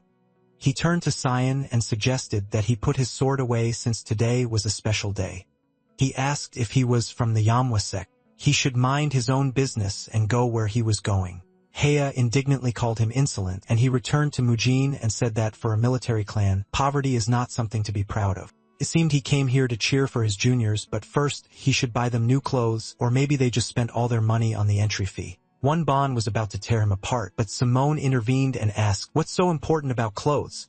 Just because he's dressed richly doesn't mean he's become a martial artist." Seun was angry that this old man kept interfering and turned away from them, saying there was no point in talking to those who didn't understand what they were trying to convey. Let them demonstrate their unrivaled skills during the fight. MC gave him a cold look, and Samoon told him not to let something like that upset him. Wherever he goes, there will always be such individuals. He sighed heavily and said he was right, after which the old man glanced at Elder Cho with a smile, wondering why he seemed familiar, or maybe he was just imagining things. A man ran up to them and asked if they were from the Yamwa sect. They confirmed it, and he told them to follow him. They had prepared their positions. He led them to a huge platform where the other participants had already gathered. The men set the table for them, and the siblings were delighted at the sight of such sumptuous dishes. Mujin smiled and told them not to overeat since it was unknown when the duel would begin. The participants from the Baek clan went to their places in the tent for important guests, and Son gave Mujin an arrogant look, and he nervously clenched his teeth and thought that one day he should give that idiot a good beating. First, he would gouge out one of his eyes. His cruel thoughts were interrupted by Suman, who approached him and said that it seemed like there was no one there. Could he sit next to him? He wondered why this old man was hanging around them. He allowed him to sit, but it all seemed strange to him. And with a mental transmission, he told everyone to put their food back, not to touch any tea or alcohol. They should not even think about eating until he began to eat. They obeyed him, and Heya, like a diligent granddaughter, filled Sunan's cup. He asked Mujin why he wasn't drinking. Let him wet his throat too. He told him that he had just eaten, so he shouldn't pay attention to him. Finally, it all began. The tournament organizer came to the center and thanked everyone from the bottom of his heart for participating in the Rise of the Little Dragon tournament, which is held once every 5 years. He is Suk Ildo, the head of the Suk clan from Seocheung. They have prepared simple snacks for them, so let them eat their fill and enjoy today's match. And then he noticed a person who made him nervous. He ran to Simon and asked what brought him to this event. He caught his breath and introduced himself, and Simon asked, "So did he recognize him?" He asked in response, how could he not recognize the respected emperor of poisons Tang Simon? Upon hearing his name, the elders were greatly surprised, and he said that long ago he had the honor of seeing the venerable one from afar. Hearing that the poison emperor was present, everyone ran to their table. In the Central Plains, only 4 people held the title of emperor. The Sword Emperor of the Mutant Sect, the Fist Emperor of the Shaolin Monastery, the Whip Emperor of the 4 Martial Heavens, and the Poison Emperor of the Tang Clan. And then one of the strongest martial artists in the Central Plains appeared at a small children's tournament held in Seocheung. This couldn't help but cause a general commotion. Si-hyun stared at him in surprise and thought, is this old man the Poison Emperor? No. More importantly, why did he come here? He's in big trouble. Not knowing who he was, he acted extremely insolently. MC, meanwhile, poured himself a drink and thought that his name seemed familiar, and he remembered him. It was that kid. When the 10-year war with the Orthodox forces began, 4 of the 5 great clans, with the exception of the Namgung clan, refrained from participating in the fight against the divine demon. Their explanation was that there was no compelling reason to enter the war, but another reason was that the heads of these houses and their warriors were defeated by the divine demon. And on the day of that battle, a youth was also present on the battlefield. It was Tang Suman of the Tang clan, the very same Poison Emperor that he is now. Meeting him brings back memories of that time. Ildo offered to escort him to the tent for important guests, but he declined, saying there was no need. He was much more interested in sitting here than there. The man was confused, not understanding what he meant, then looked around at everyone at the table, and noticed with surprise that the young master from the Manhwa sect was also there. He apologized for not recognizing him. Would they all like to move to another table together? MC replied that his face wasn't a sign, so it wasn't surprising he didn't recognize him. These seats were perfectly fine with him, so he shouldn't worry about them. By the way, when will the matches start? The days are hot now, so he would like them to move faster. Simone smiled and thought that the more he looked at him, the more he seemed to resemble him, his trusted friend and rival who supported him in a moment of despair long ago, the Fire Emperor Wajut. Now he looked like his spitting image. Ildo laughed and noted that it was indeed very hot today. The tournament would start soon, so they would have to wait a bit. By the way, is he planning to participate himself? He didn't understand what he meant, and he explained to him that he was talking about the Tournament of Orthodox Forces, which is held once every 5 years. The start would be announced soon, and it would be great if he decided to participate. He answered that he wasn't particularly interested in it now, and he said that it was a pity. Suddenly, an excited son ran up to them, bowed to the Poison Emperor, and greeted him. If what happened earlier had offended him in any way, he sincerely apologized. He had no idea who stood before him. Sunan remained silent and took a sip of alcohol, then loudly placed the cup on the table and told his granddaughter that the surroundings were too noisy. When will the matches begin? She understood him and respectfully thanked the men for coming to greet the poisoned emperor. However, her grandfather did not want any unnecessary fuss right now, so they should return to their business. Ildo said that in that case they would begin the match right away. Mujin cast them a suspicious glance, after which the man stepped to the center of the arena and explained the rules.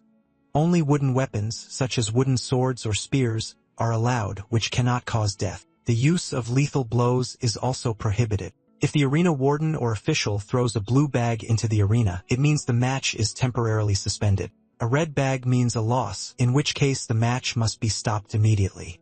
The Little Dragon Ascension Tournament begins. Baek Shaun of the Baek clan and Hwa Soyeon of the Yunhwa sect are invited to the arena. The girl who was greedily eating meat froze, and the MC told her to consider this a chance to show what she had been working on all this time. He wants to see how much she has improved her skills. He confidently clenched her fists and agreed, then headed to the arena while Shaun thought, so his opponent is this girl from the Yunhwa sect. If she were to go against him in her very first match, luck had clearly turned against her. He will start by breaking both of her arms. He walked into the arena and looked at her proudly, and she flexed her fists and said that initially, she was going to quickly win and go eat meat. But now she could not do that. He will be the first victim on Soyeon's valiant path of ascension. He protested, saying that he actually wanted to say that, and she told him to shut up. How long was he going to keep up this nonsense? He said irritably that she had started it. She better prepare herself. He wouldn't just break her arms. After listening to them, Mujin thought of Elder Cho and asked if they had always been on bad terms with those idiots. They never stopped trying to pick fights with them. He replied that when the Fire Emperor was still alive, it wasn't a big problem. But after the previous sect leader held the ceremony of transferring his powers to the heir, several vassals left the sect and sought refuge with the Baek clan. Manager Zhang is one of these defectors. The more their sect declined, the more hostile they became. MC said that, of course, those traitors are real idiots. But still, why are they acting like this? He replied that it was because they had a serious conflict with the previous sect leader due to differences of opinion. Furthermore, since the Baek clan had accepted their vassals into their ranks, the number of their martial artists had increased. They skillfully exploited the hostility the vassals showed towards them. Meanwhile, Xiao took up his sword and rushed to attack. He lunged, and dodged and countered with a kick to his shoulder, after which she jumped, which she clearly did not expect, and kicked him in the nose with all her might. After such a blow, he fell and, holding his bleeding nose, asked how she dared to hit him. She pointed her finger at him and laughed maliciously, noticing that his nose was bleeding. Samoon was surprised that she used kicks and asked Mujin if he had taught her that. He replied that he hadn't had the chance because he was out of his mind. Elder Cho had taught her the basics. He nodded in confirmation, and Hea noted that it wasn't just about kicking technique. She was a pretty good fighter for her age. The way she moved dynamically and perfectly anticipated her opponent's strikes was an excellent foundation for her technique. However, the opponent was holding a wooden sword, so how long could she withstand an enemy with a weapon? Xiao, meanwhile, gripped the sword tighter in a rage and swore to kill her. He then swung the sword and she ducked, avoiding the blow before jumping to the side, dodging another swing. He continued swinging the sword and she dodged. Hea said that her technique of dashing steps was impressive. She dodged all of his strikes. Si-yoon, meanwhile, was furious and worried about the boy, and he, meanwhile, called his opponent a slippery snake, to which she only smirked. He lunged, swung his sword, and when she dodged, she found herself pinned against the wall. Seeing this, Baek Shin became worried as she had nowhere to dodge. Wangbon called out to her and told her to get out of there quickly, and Shiryun shouted at his boy to finish her off now. Let him not even think about showing her mercy. Seiyin gathered all his strength and rushed to attack. But to everyone's surprise, the girl jumped, thereby dodging the attack. She landed behind him and he asked. First, she acted like a slippery snake, and now she was acting like a flying squirrel. She grinned and said that he was caught, and he became nervous because he didn't understand where he went wrong. She raised her leg and said that so that he couldn't dodge, she would pin him against the wall and strike, but still let him try to stop her with his slow wooden sword. After that, she swung her leg and delivered several quick blows to his head, and the old men supported her, shouting at her to smash his face to make it so that he couldn't even crawl out of the arena. Son was already seething with rage. Meanwhile, the beaten boy called his opponent names and began to threaten her. But for her, this was empty words. She hit him again and said that his threats were meaningless. His sword broke, he was thrown to the edge of the arena, and his attendant excitedly called out to the referee and told him to throw the blue bag. His sword broke. The blue bag immediately fell into the arena, indicating that the fight was suspended. Soyeon was displeased, and her opponent laughed and asked how she had made such a miscalculation, breaking his sword. He stood up and with a smirk told her to remember he was not finished with her yet. He would bring warriors and destroy their pathetic sect. She chuckled and said that once again, all the problems come from his filthy mouth. He tells her to stop just because his sword broke during the duel? Who decided that? She's not going to stop. He became worried and said that the fact that the blue bag was thrown into the fight means that the duel is suspended. She took a threatening step towards him and asked what this has to do with her. Later, he can bring warriors or someone else with him, but now she will make a cutlet out of him. He became very nervous and covered in sweat, and then she jumped, and Si-hyun was surprised. She kicked the boy in the head, knocking him to the floor, which made MC so happy that he jumped up from his seat and laughed out loud, exclaiming that it serves him right. Si-hyun indignantly called out to the referee and asked why the duel was continuing when the blue bag was thrown. The judge disqualified Si-hyun for breaking the rules, and she headed back to her sect. And Hwang Bon noted with a heavy sigh that this was how it all ended. Mujin praised his sister, and as she passed by Si-hyun, noticed his furious glare and stuck her tongue out at him, mimicking Shaun. He literally flared with rage, and she returned to the table. And the elder excitedly asked if she hadn't heard that the fight stops when a blue bag is thrown into the arena. She started eating and told him that she knew about it, but beating up that idiot was more fun for her than winning. He couldn't argue with her, and the MC laughed until he cried and said that this was to be expected from his sister. He stood up and started waving his arms and legs, saying that it was magnificent. His sister was disqualified. But why was he so happy? Samoon laughed at him, noting that he was apparently a good dancer. He exclaimed that he felt amazing, and the elder asked what kind of strange dancing this was. He started begging him to stop, and Soyeon asked what kind of tasteless behavior was this. Dojin bashfully asked him to maintain his dignity, and Mujin told them to let him go. He felt so good that he wanted to dance. What was wrong with that? After that, he filled the glasses and offered Samoon a drink. Let him drink as much as he wanted today. He laughed and told him that he would gladly drink, which Heya didn't like. And then her grandfather turned to Soyeon and said that if she had used the sect's secret technique, her victory would have been even easier. Why didn't she do that? She asked in response. He wasn't serious, was he? She didn't see the need to use her sect's secret martial art on such a worthless person. He saw that he had suffered quite badly without it. If she had played all her trump cards, then in the future he could have figured out how to counter this. He laughed and remarked that she was absolutely right, very smart of her. It was so sweet. He called out to the servant and asked him to bring more tinctures. And Soyeon pointed to her brother's plate and asked, "Can she eat this?" He asked why did she choose his plate. There was plenty of other food on the table. She laughingly answered him that his piece looked more appetizing, and the MC smiled watching the two. And so began a drinking party that seemed to have no end in sight.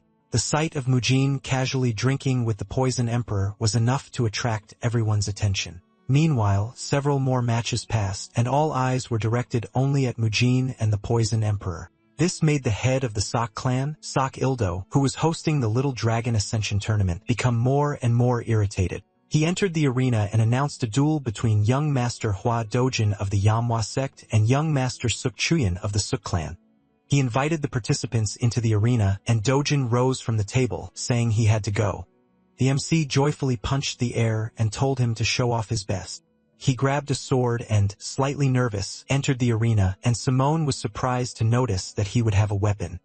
The representative of the Manhwa sect would fight not with his fists, but with swordsmanship. The referee announced the start of the duel, and the boys raised their swords. Meanwhile, Ildo silently told Kyan that victory in this duel was his. Let him demonstrate the power of the Sulxi Otter and attract the attention of the Poison Emperor. Kyan pounced on his opponent, and Dojin immediately swung his sword, after which the boy collapsed to the floor, not even realizing what had happened. Ildo was greatly surprised, as were the other guests. They didn't even notice the blow. Soyeon jumped up in joy for her brother, and Elder Cho shouted that even if he died today, he would have no regrets. Even the Poison Emperor jumped up in surprise and declared this astonishingly effective swordsmanship. He had no idea the Manhwa sect possessed such amazing swordsmanship. Mujin grinned and said that the swordsmanship Dojin demonstrated wasn't just a highly effective swordsmanship, but a swordsmanship technique that incorporated the principles of advanced martial arts. He was surprised, and the others began to whisper. After which, he took out a notebook and said that this swordsmanship was called the art of destructive spiritual swordsmanship. They were all dazzled by the unimaginable energy emanating from the secret manual, and the MC climbing onto the table loudly announced that anyone who wanted to master the swordsmanship of the destructive spirit sword could join the Manhwa sect. As they had all seen in the Dojin duel, mastering just the first half of this sword technique would lead to significant growth in martial arts. They excitedly raised their hands, expressing their desire to join, and he told them to contact Manager Du about it. Baeksun took out a notebook and asked everyone to line up, and a crowd of people immediately ran up to him, which shocked Heya. Her grandfather laughed and asked, "Recruiting into the ranks of the sect in the middle of such an event? He really lives up to his reputation as a madman." Ildo, meanwhile, was furious. How dare this impudent idiot behave like this here? If only the Emperor of Poisons hadn't come here. Seun approached him and asked if he would really allow their sect to do whatever they wanted. He replied that the Poison Emperor was watching. What could they do? He said with a smirk that, however, they couldn't just do the work and then pass the fruits on to someone else. He had one plan for this matter. They would change the participants of the tournament, adding Seokyo to the list. As the influence of the Manhwa sect, which had dominated Seochong for some time, began to wane, the Sok and Bite clans immediately planned to fill this vacuum with their own power. Through the Little Dragon Ascension tournament held once every 5 years, they manipulated the tournament bracket to ensure that their disciples emerged victorious. They then sent them to renowned tournaments of the Orthodox powers to increase the fame of their clans. In other words, the clan's fame was their power. This is how they monopolized the Little Dragon Ascension tournament and expanded their influence. Ildo announced the final match of the 16th tournament. Young Master Ban Yoel of the Half Moon sect would face young Master Sokyoso. Samun told Mujin that whoever won this match would be his younger brother's opponent in the next match. Seeing this boy, Elder Cho was surprised and asked why he was here. MC asked if something was wrong. Was he strong? He replied that he was the winner of the previous Little Dragon Ascension tournament. As far as he knew, he had now begun training at the main temple of the Diensong sect. Yozio, meanwhile, asked Yoel if he was his opponent again. The boy was very surprised to see him here. This was a tournament that only those 14 could participate in. He smirked and called him an idiot, saying he knew it and that he was 14. He was indignant and exclaimed that he was lying, saying he was 15 now. But Yozio didn't let him finish and attacked him, hitting him several times, which made Dojin feel uneasy. Yozio easily won and said that worms should crawl silently on the ground, saying that he hadn't celebrated his birthday yet this year. Huangban was indignant and was about to go and sort this out, but Mujin told him to leave it at that, saying that he was the perfect opponent. His younger brother was nervous about the upcoming fight. Evening came, and the referee announced the start of the next match, asking everyone to pay special attention. This was the most heated confrontation. Young Master Wadu Jin would be competing against the strongest contender for victory in this tournament, Seokyo Seo from the Dainkan sect. Son remarked that it looked like they were witnessing the final duel prematurely.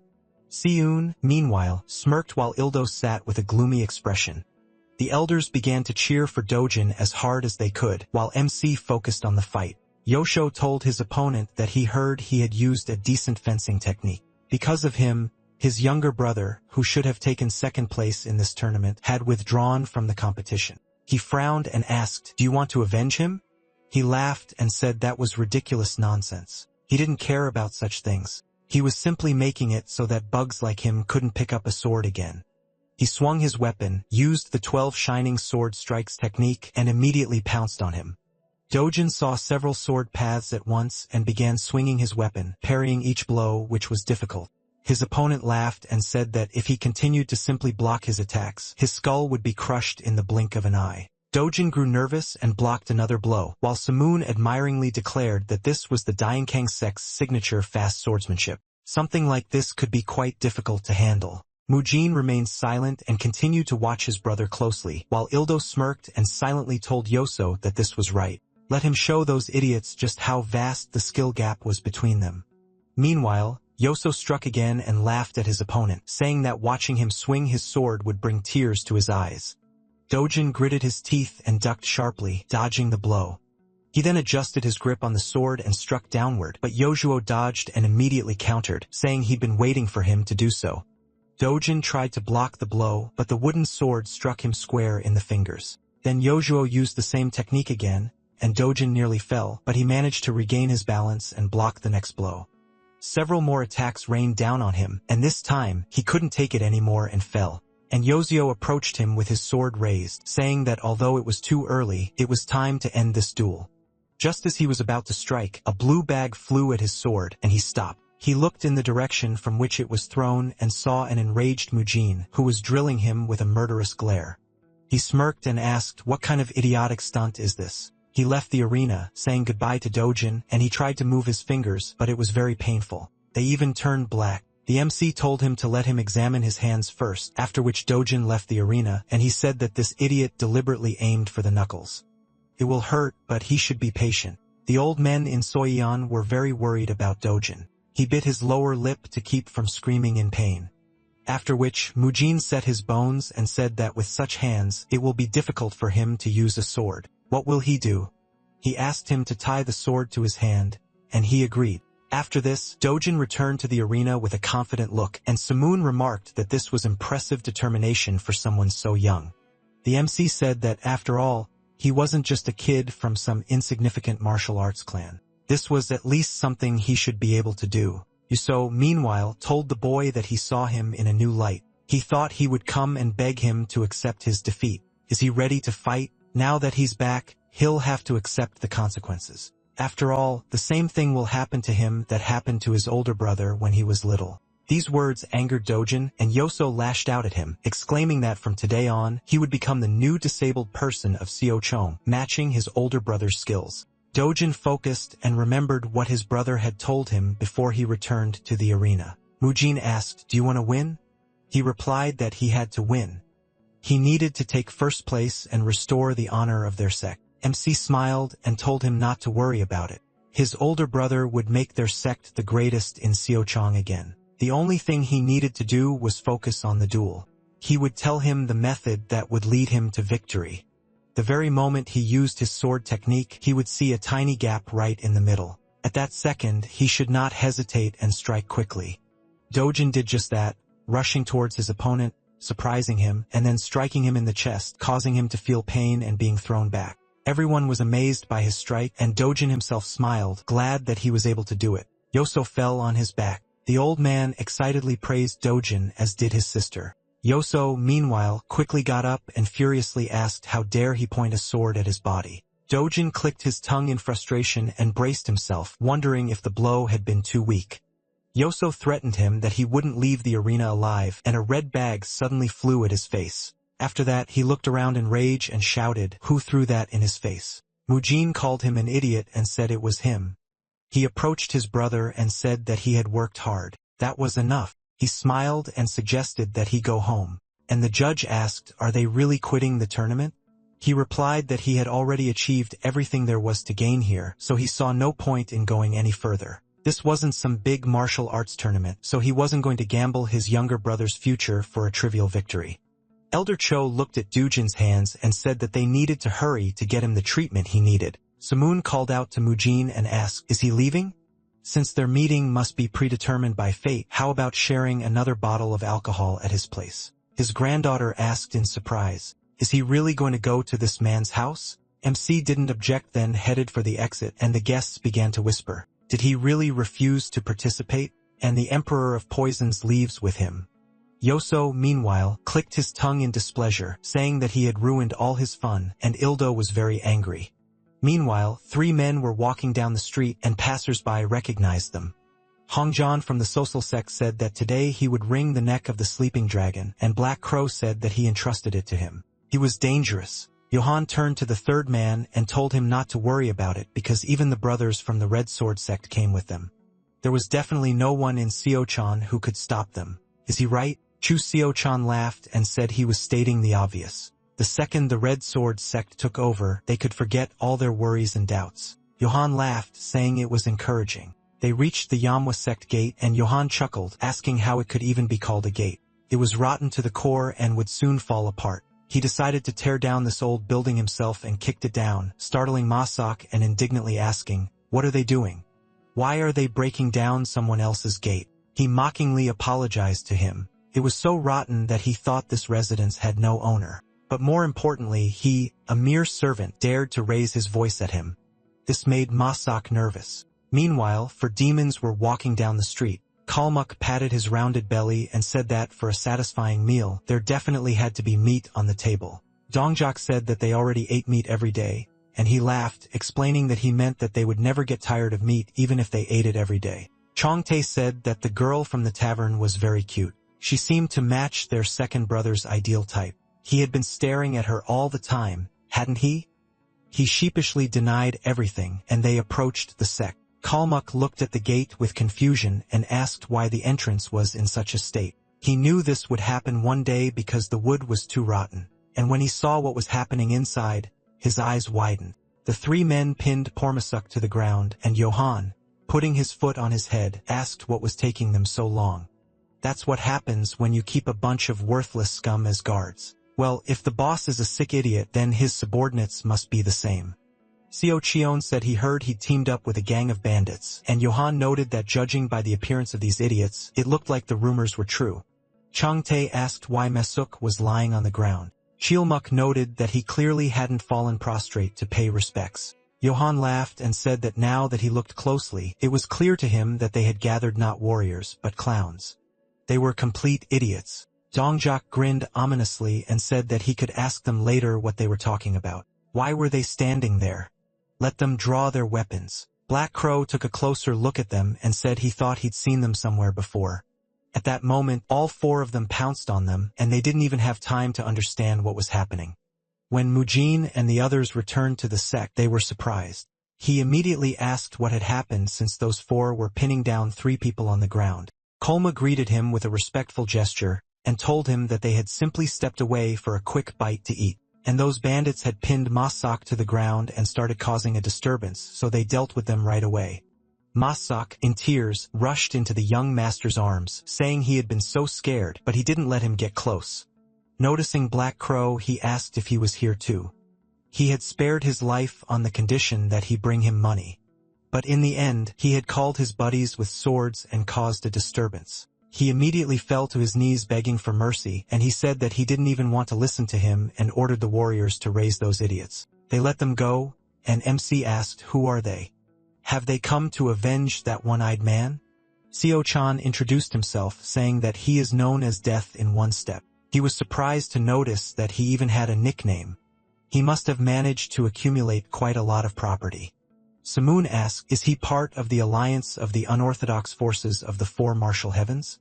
Seo-chan was very scared when he saw his aura, and he asked, "A member of the Red Sword himself set foot on Seo-chan's lands and even attacked a family that is on the side of the Orthodox Alliance. Should this be taken as a declaration of war?" His aura flared, instilling fear in the others. Elder Cho found it difficult to contain it. It was an incredibly murderous aura. Seo-chan meanwhile nervously thought, "Why is this man here? What is his relationship with the Yomwa sect? One of the strongest warriors in Jiangsu is currently the Emperor of Poisons. They must not disturb his peace of mind under any circumstances. Otherwise, the Red Sword will disappear without a trace." He bowed to him, hitting his forehead on the ground, and exclaimed that they had sinned. He began to bow to him, begging the Emperor of Poisons to let them go, and those guys from the Sosol sect were very scared when they heard this name. Suman said that he apparently decided to test his patience. Today, his bones will go on their table as a snack with liquor, and tomorrow he will flay his brothers. He excitedly exclaimed that there was a misunderstanding, that they did not mean that at all. Mujin, fed up with all this, stamped his foot, dispelling the old man's aura. Hea was very surprised, thinking that this couldn't be true. He instantly dispelled her grandfather's murderous energy, which was like a typhoon. The old man found this interesting, and MC threateningly told him to keep his distance. There were children here. Anyone watching from the outside would think he was the boss. The old man looked at him closely, then laughed and apologized. He was just having fun intimidating these guys. Mujin asked Elder Cho to take the children and Ma Suk to a healer. Afterwards, they quickly left, and Soyeon, displeased, said she wanted to watch a little longer. After making sure the children were gone, MC returned to the boys and picked up a sharp stick, saying that not only had they mocked someone else's servant, but they had also destroyed these precious oak gates. He stuck a stick into his shoulder and asked if he even knew what kind of gate it was. He started picking at his wound, tormenting him, and said that it was a 100-year-old oak gate that had been struck by lightning, but it continued to stand, filled with the energy of the Big Dipper and imbued with the spirit of his grandfather. This was not something that could be easily obtained anywhere. He screamed in pain and asked him to stop. He was not the one who knocked down this gate. He smirked and said that in any case, since he had aided in this matter, let him bring him 10,000 young as compensation for his complicity. He exclaimed that this was nonsense, and the warriors thought, how dare he speak to him so insolently. Mujin asked if he should continue to screw the splinter into his flesh. He screamed in pain and promised him that he would do anything. Let him just pull it out. He pulled out a stick and said that he could have done this from the very beginning, then turned to Johan and asked, does this mean it was his doing? He got scared and immediately asked him for forgiveness. He had committed a sin worthy of death, and MC said that then he must bring 20,000 young. He bowed to him, promising to do so, and then it was Black Crow's turn. He immediately fell at his feet and began to beg for forgiveness, promising him that such a thing would not happen again. Mujin executed him on the spot without further ado. His head rolled towards Johan, causing him to quietly and frightenedly cry out, and MC said that there would be no second time. He told Johan that all of this idiot's property now belonged to him. Let him sell all his belongings and bring the proceeds here. He has time until tomorrow, and now let him go. He answered him that he understood everything, and Hea looked closely at Mujin and thought about something. Within days, the sect's residence was rapidly transforming, becoming completely unrecognizable. The old front gate with peeling paint was replaced with thick new oak gates. The walls, roof, and even the cracked stone floor began to be replaced with new materials. And that's far from all. Martial artists wishing to pass the test to join the sect continued to arrive in an endless stream. Earning a salary while training in advanced martial arts was a once-in-a-lifetime opportunity, so such a reaction was quite natural. But something made MC extremely uncomfortable. The Poison Emperor and his granddaughter were still visiting. Simon tried the tea and said it was especially fragrant today, and Mujin wondered, what the hell are they doing here? Heya smiled and said that it turned out the Manhwa sect residents had plenty of high-quality tea leaves, and MC wondered, why are they visiting here every day? He decided to ask them about it, but Simon ignored his question and invited him to join them. This tea had an incredible taste. He said that he was sure the Tang clan must have whole mountains of tea of even better quality. So why did he continue to drink it here? Simon told him not to be such a cheapskate. It was just a couple of cups. He was indignant at his words, and he laughed at him, telling him not to worry. He was joking. He looked around the sect territory and asked, "Isn't it wonderful? The place where a person lives should be filled with such vital energy." He glanced at the men who were fixing everything and said that they were trying hard to do their job. Thanks to this atmosphere, both the food and the tea become even tastier. He even forgot about his old age for a moment, and he was so grateful for it. Mujin wondered, what did this happen to him suddenly? Samoon asked, was it the art of movement? He was talking about the energy that he controls. He confirmed this, and he, placing a cup of tea on the table, said that he hoped he understood and suddenly swung his hand forcefully.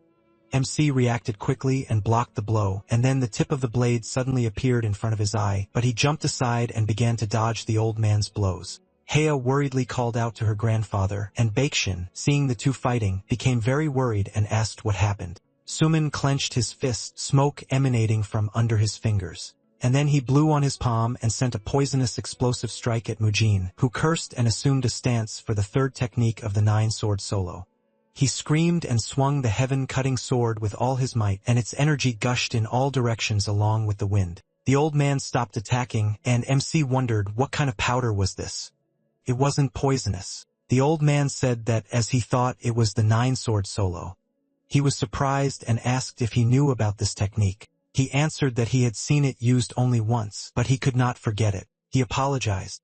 He really needed to find out what kind of fencing technique he was using. He invited him to return to the table, which made him confused, after which he sighed heavily and thought that he was seeing such an extraordinary old man for the first time. Simone sat down on a chair and sighed heavily from the pain in his back, after which he asked his granddaughter to fill his cup. His throat was dry. She poured him tea, and he said that he never thought that something like this would happen in his life. He was able to see the use of this fencing art again. How did this happen? Where did the eldest son of the Manhwa sect learn about this sword technique? He said that he should be the first to voice his question. How did he learn about this fencing art? He smiled and told him about it. When he was a child, he followed his grandfather and older brother when they went fishing.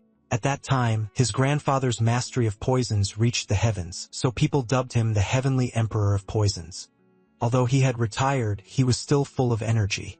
He remained an absolute master of the highest level, but then he appeared in their path, his teacher. Their grandfather ordered them to step aside. He and his brother immediately ran to the rocks. He was curious about what was going on there and kept peeking out from behind cover, and his brother told him to stay down.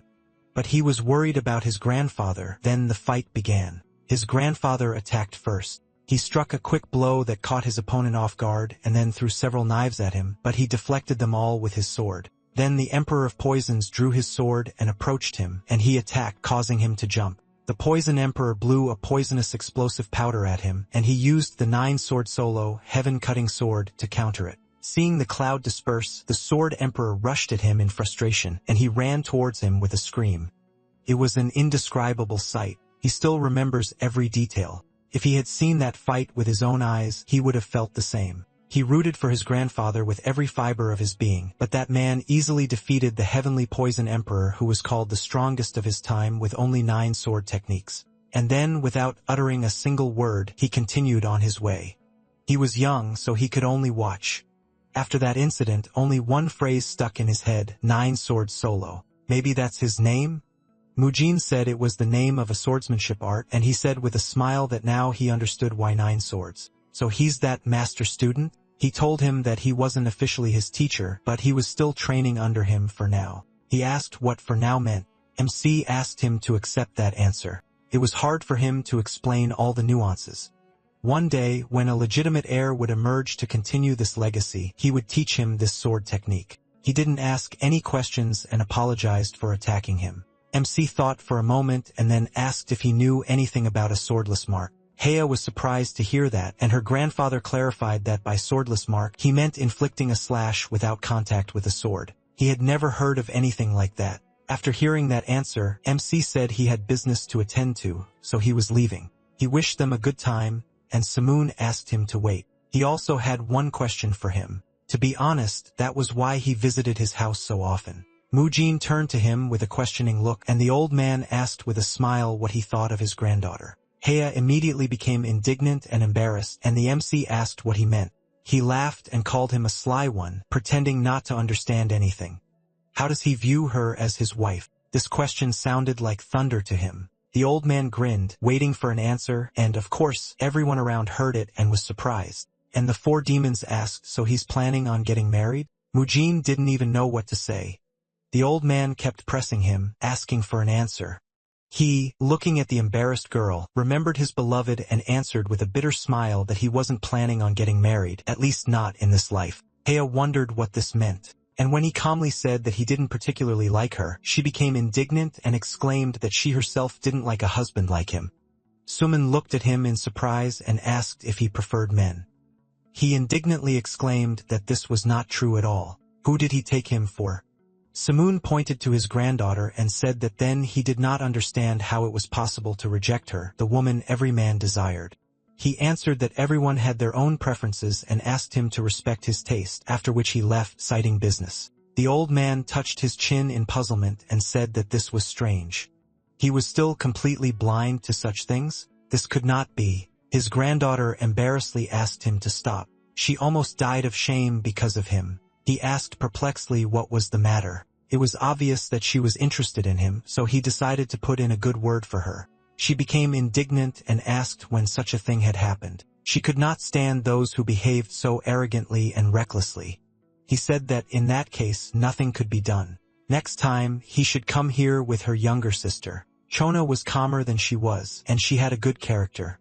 Heya immediately fell silent, and he said with a smile that findings of such a worthy man was no easy task. She turned and walked away, saying that in that case, he should stay here and live with young Master Hua. He stood up excitedly and asked her to wait and go with him. He had also already drunk everything. Heya cast a last offended glance at Mujin, and seeing that he was completely unconcerned about what had just happened, she immediately turned away from him. MC meanwhile asked the elder if everyone was there. He confirmed it and added that today was the last day for enrollment in their sect. A total of 230 warriors had joined them. Mujin approached the assembled warriors and loudly introduced himself, saying that he would be brief. He doesn't care what made them join the Yanhwa sect. All he wants is for them to become strong and fulfill their assigned duties. The selection test for the sect's warriors begins today. For some of them, this could be the hardest test of their lives. Anyone who wishes to leave can stop taking the test at any time, but if they endure, a reward awaits them. He asked the instructors to come forward and said that before them were 4 martial arts instructors who would be in charge of their training. From now on, they were to follow all their instructions. He wished them good luck and left, telling them to try to survive, and then they would meet again. Kolmuk grinned and introduced himself to them, saying that he was the senior instructor and that the selection test for warriors began today. They all had to load these sacks of rice onto their backs right now. They turned to the sacks and asked in surprise, "Is he serious? And how are they supposed to do that?" Kolmuk asked, "What's wrong? Are they unable to lift it? In that case, there's another way, namely defeating them, the 4 instructors in a duel. Anyone who wins will not only pass the test, but also immediately receive instructor." They became nervous because they knew what they were capable of, and some decided to leave because they didn't want to die so early. But Dongjuk stopped them and asked who allowed them to do that. They were surprised because the young master had just told them this, and Dongjuk said that he really said that anyone could leave whenever they wanted, but there was no word about them being able to leave unharmed. Let them decide. Will they take the test or leave the residence after he beats them to death? From the very beginning, they had no choice, and so they took the bags and began training. The instructor shouted that if any of them dropped the bag, he would stuff all the beans that fell out of the bag into their mouths. And if any of them started whining, he would rip them in half starting from the groin. Let them stand up to their full height properly. MC watched them and thought with a smile that everything was going just fine. Around the same time, an emaciated man appeared at the far gate of the Yanhwa sect residence. Despite his fatigue, he continued to drag his feet towards the sect, saying that he needed to hurry. He must come to the Yanhwa sect residence quickly with a report. He saw a servant at the gate and extended his hand to him, asking for help and to tell the young master something, but quickly lost all strength and fell to the ground unconscious. Masak noticed him and wondered what he was talking about. He rushed to his aid and, seeing who it was, immediately reported everything to Mujin. Night fell. The man was carried into the residence, and MC asked if he was feeling any better. Baeksin told him that the doctor said his life was not in danger, and he cursed, saying that those idiots from the Chonghua Merchant Guild had finally made their move. Baeksin said that he heard they had stationed their warriors on the shopping streets and were committing all sorts of atrocities. Some of the merchants who resisted were being beaten to death. Mujin ordered him to tell Masak to prepare weapons, and he asked in surprise, "Right now?" He replied that he had told him more than once that debts and grievances must be settled without any delay. They would just move out a little earlier. Let Dongjak handle the warriors who were undergoing the test, and Chulmak, Nosak, and Shantae should arm themselves. Baeksin said that he would do everything, then hurried out of the room and left while the children hid behind the boxes. Soyeon smirked and asked her brother, did he hear everything? They were finally going to have a showdown with those scum. He hesitantly asked if they really needed to watch people die. She told him not to talk nonsense, and if he didn't go, she would follow them alone. He immediately agreed, and when everything was ready, MC and the warriors set out, and they followed, anticipating adventure. They ran into the forest, and the two barely kept up with them, wondering how they moved so quickly. Mujin ordered everyone to stop. He noticed people hiding in the shadows of the trees, and they emerged from their hiding places surrounding them.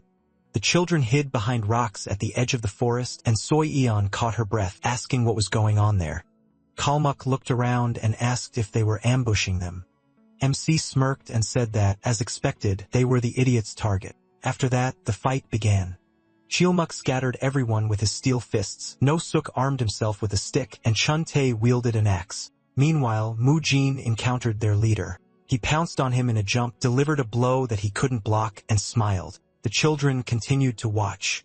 Soyeon said that now she understood what a real fight was. Her hands trembled from the fact that the smell of blood could be felt even here. The enemy squad was eliminated. Chong-tae looked around and said that the cleanup was complete. MC saw that Chilmuk captured one alive and asked him to leave his mouth free so he could speak. Who is the client? If he answers, he will spare his life. Kalmuk threateningly told the guy that the young master asked him a question, and he exclaimed that he will tell them everything. They are from the Ark of the Dispossessed and came here at the request of the Chonghua Guild. He asked, they were behind the attack on the children that time? He seemed to have said very clearly that he would kill anyone who stood in his way.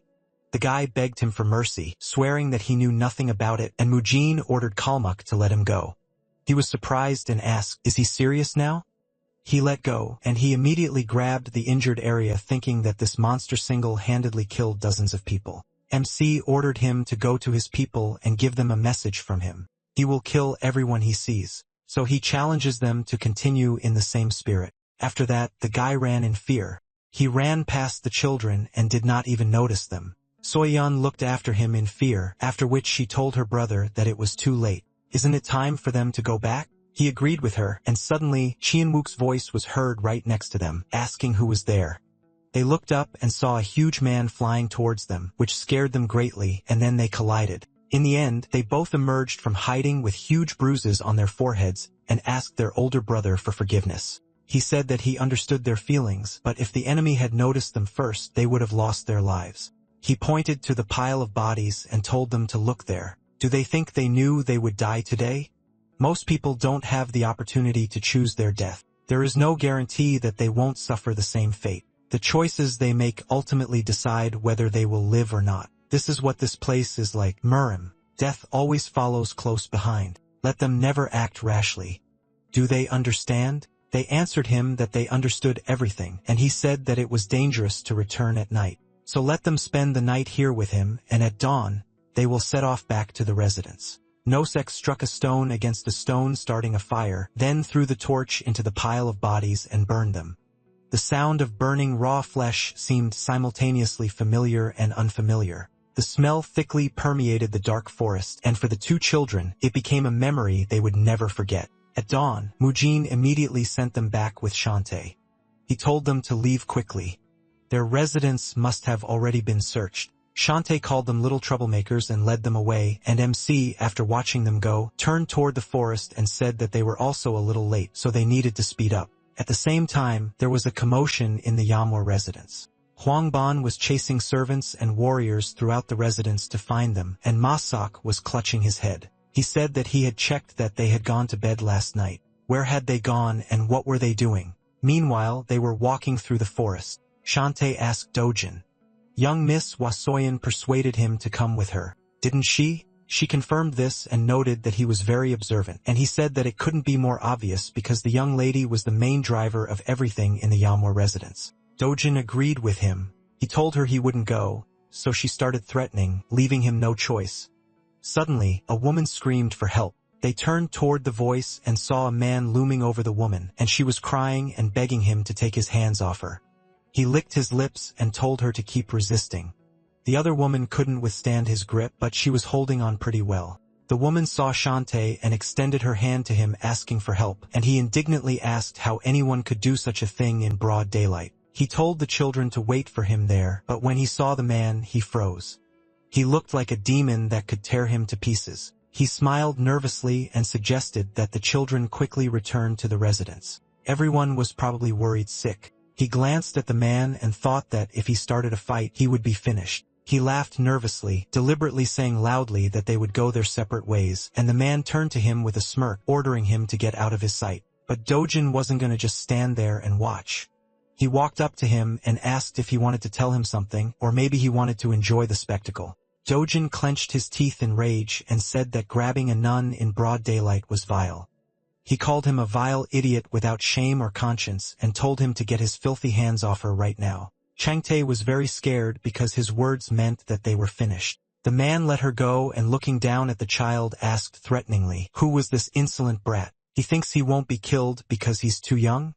He'll chop off all his limbs and then enjoy his screams in the company of that nun." Changtae immediately rushed to his defense and swung his axe, but he dodged, bending his upper body back. The man swung his leg, hitting him in the face, and he wondered what kind of move that was. After that, he grabbed the sword and Changtae fell, causing Dojin to become worried. And the man licked his lips and asked, "So he's a martial arts master?" Changtae stood up and the boy asked if he was okay, and he cursed, saying that he was a real martial arts master. He whispered to the young master that when he gave the signal, they should immediately run with the young mistress towards the residence without looking back, without stopping for a second. They had trained a lot so they would be able to run quickly.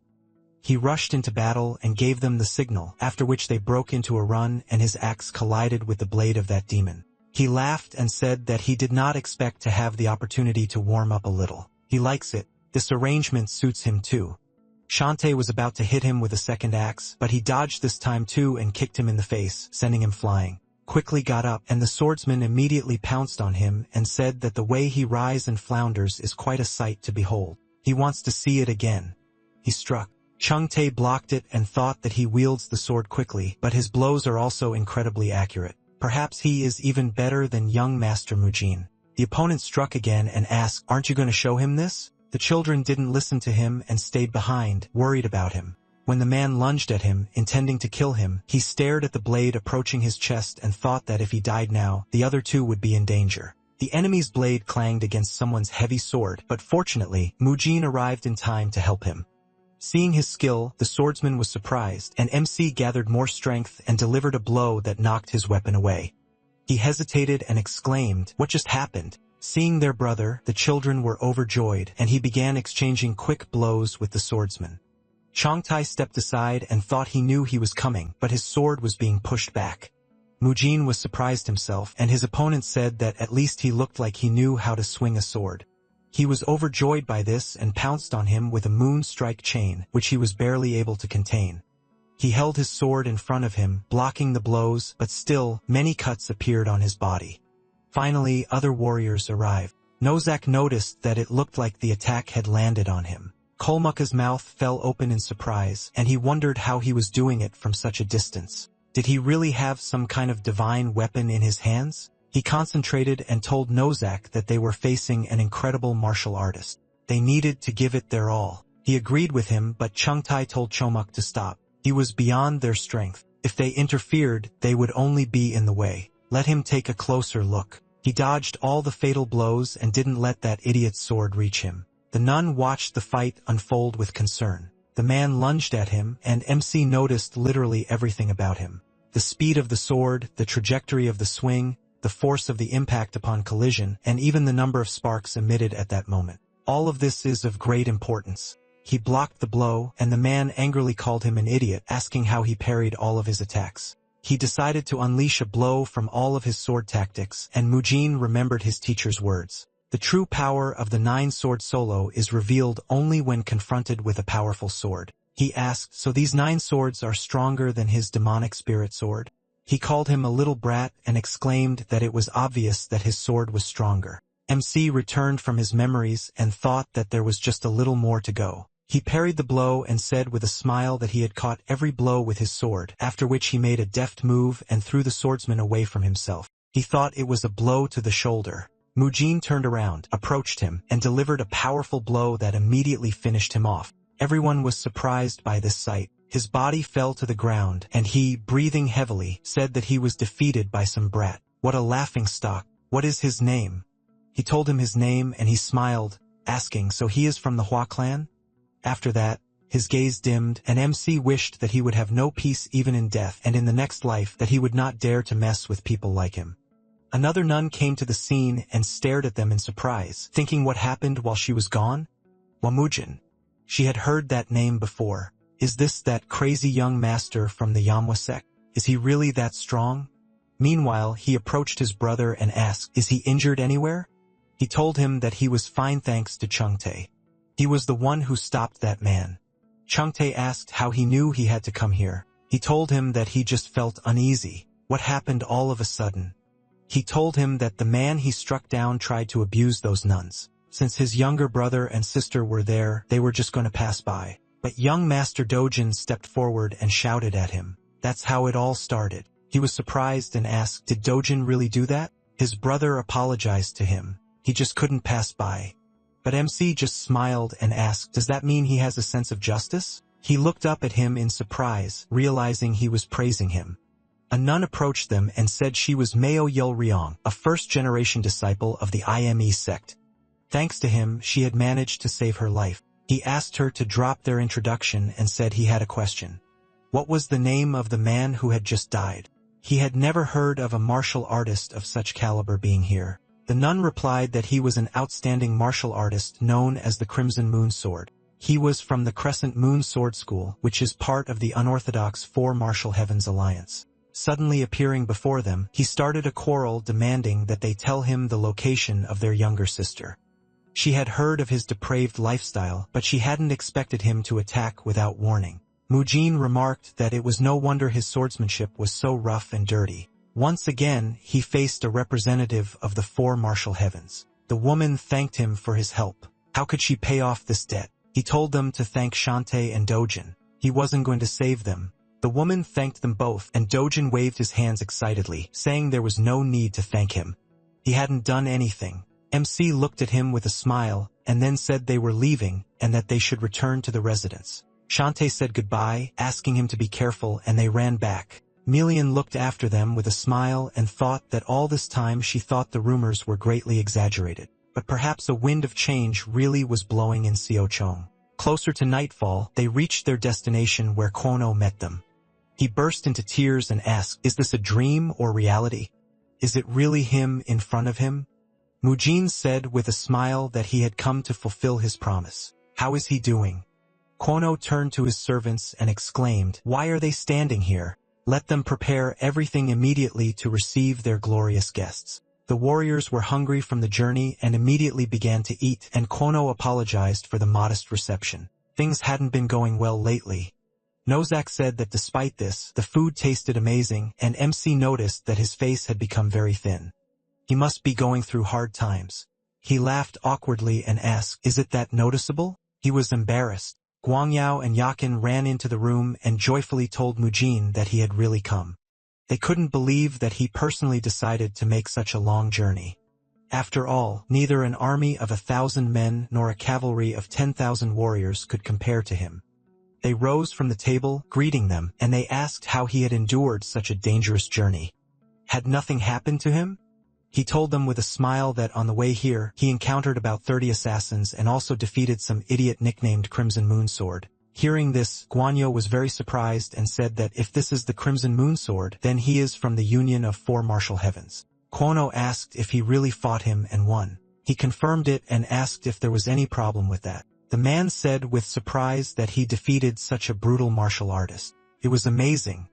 This victory will further enhance the reputation of the Sleeping Dragon, whose rumors were just beginning to spread. After that, MC told them the purpose of his visit, and Guanyo said that he couldn't believe that the deputy head of a trading group could be beaten so badly. He should have sent some warriors with him, but he was too overconfident. Mugen said that their tyranny was growing stronger every day and that if they turned a blind eye to what was happening, they would bring warriors and take over this place. They asked what they should do, and he said the answer was obvious. Since they had come this far, all that remained was to draw their sword. After all, that was why he had come here. The man asked in surprise, will he personally take action against them? He confirmed this, but before he could act, he needed a suitable pretext. They would start with a nearby textile worker street. The three of them would need to prepare some things. The next day arrived, and Kalmuk and Nozak were strolling along the empty street looking around. Kalmuk remarked that it was so quiet and empty, and Nozak agreed. He couldn't believe there was not a soul here. This was the first time he had seen a shopping street without people. At this rate, trade would dry up. Kalmuk noticed an inn nearby and wondered, is this the place? They sat down at the table and asked the owner to bring food, and then a man approached them and asked what brought such glorious warriors to such a seedy tavern. The food in this place tasted disgusting. The tavern across the street made such delicious noodles that they would be delighted. The tavern owner could not say anything in his defense as he was afraid, and Kalmak glanced at the tavern across the road and saw warriors there glaring at them. He replied that he did not see much of a difference. He was too lazy to go anywhere, so he would just eat here. The man told him not to argue, but to just move. This place was disgusting. Nozak called out to him discontentedly and said that he was annoying his older brother. He should just get out of their sight. He became slightly nervous under their gaze, did not try to persuade them, and returned to his people. He spoke with one of them, after which the man stood up and they headed towards them together. He approached their table and said that the food here was terrible. Do they want to go with them to that tavern across the street? Kalmak smirked and called them idiots. Whether the food here is good or not is up to him to decide after he eats. He thinks he knows everything about his taste preferences. They got angry and called him an idiot with a bandit face and said that they were actually trying to speak to him politely. Is he deaf? Doesn't he understand what people say to him? Kalmak asked, are they good at just talking? Do they have swords on their belts for decoration?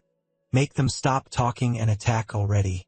The man got angry and immediately pulled out his sword. Kalmuk looked at him in fury, then jumped up from his chair, grabbed him by the head, and slammed him on the ground, and Nosak hit the other guy with his weapon. Watching them smash everything, the innkeeper clutched his head and cried out with tears in his eyes, saying that they said they wouldn't break anything, and he couldn't watch this. The other innkeepers were surprised that someone actually beat up those idiots, and the fight continued. Sometime later, at the Graceful Winds Trading Guild, MC wrote a letter and went outside. Kono approached him and asked if he had called him. He apologized for adding to his worries when he was so busy, but he needed him to send this to the Tang family urgently. He replied that he would immediately order a carrier pigeon to be prepared, and was surprised to think that the young master had such impressive connections. Finally, Kalmuka Nozak returned, and not alone, but with prisoners. Nozak ordered them to kneel and bow their heads, and Mujin praised them for their excellent work. The man asked who they were. Do they even understand who they're dealing with and that such actions are unacceptable? MC told him that he knew exactly who they were. They were idiots from the Chunghwa Merchant Guild, and they dared to point their swords at his people. He could consider this a declaration of war, right? The man looked at him with fear and began to deny everything and thought, is this Wamujin? When did he manage to show up here, and what is this atmosphere hanging around him? MC asked where their leader was. He needed to see him, and the man realized that he had outsmarted them. It was a trap. Mujin, puzzled, noted that judging by his look, he was not going to talk. He called out to Nozak, and he immediately knew what to do. He hit one of them in the face with his weapon, which caused him to immediately fall and start writhing in pain.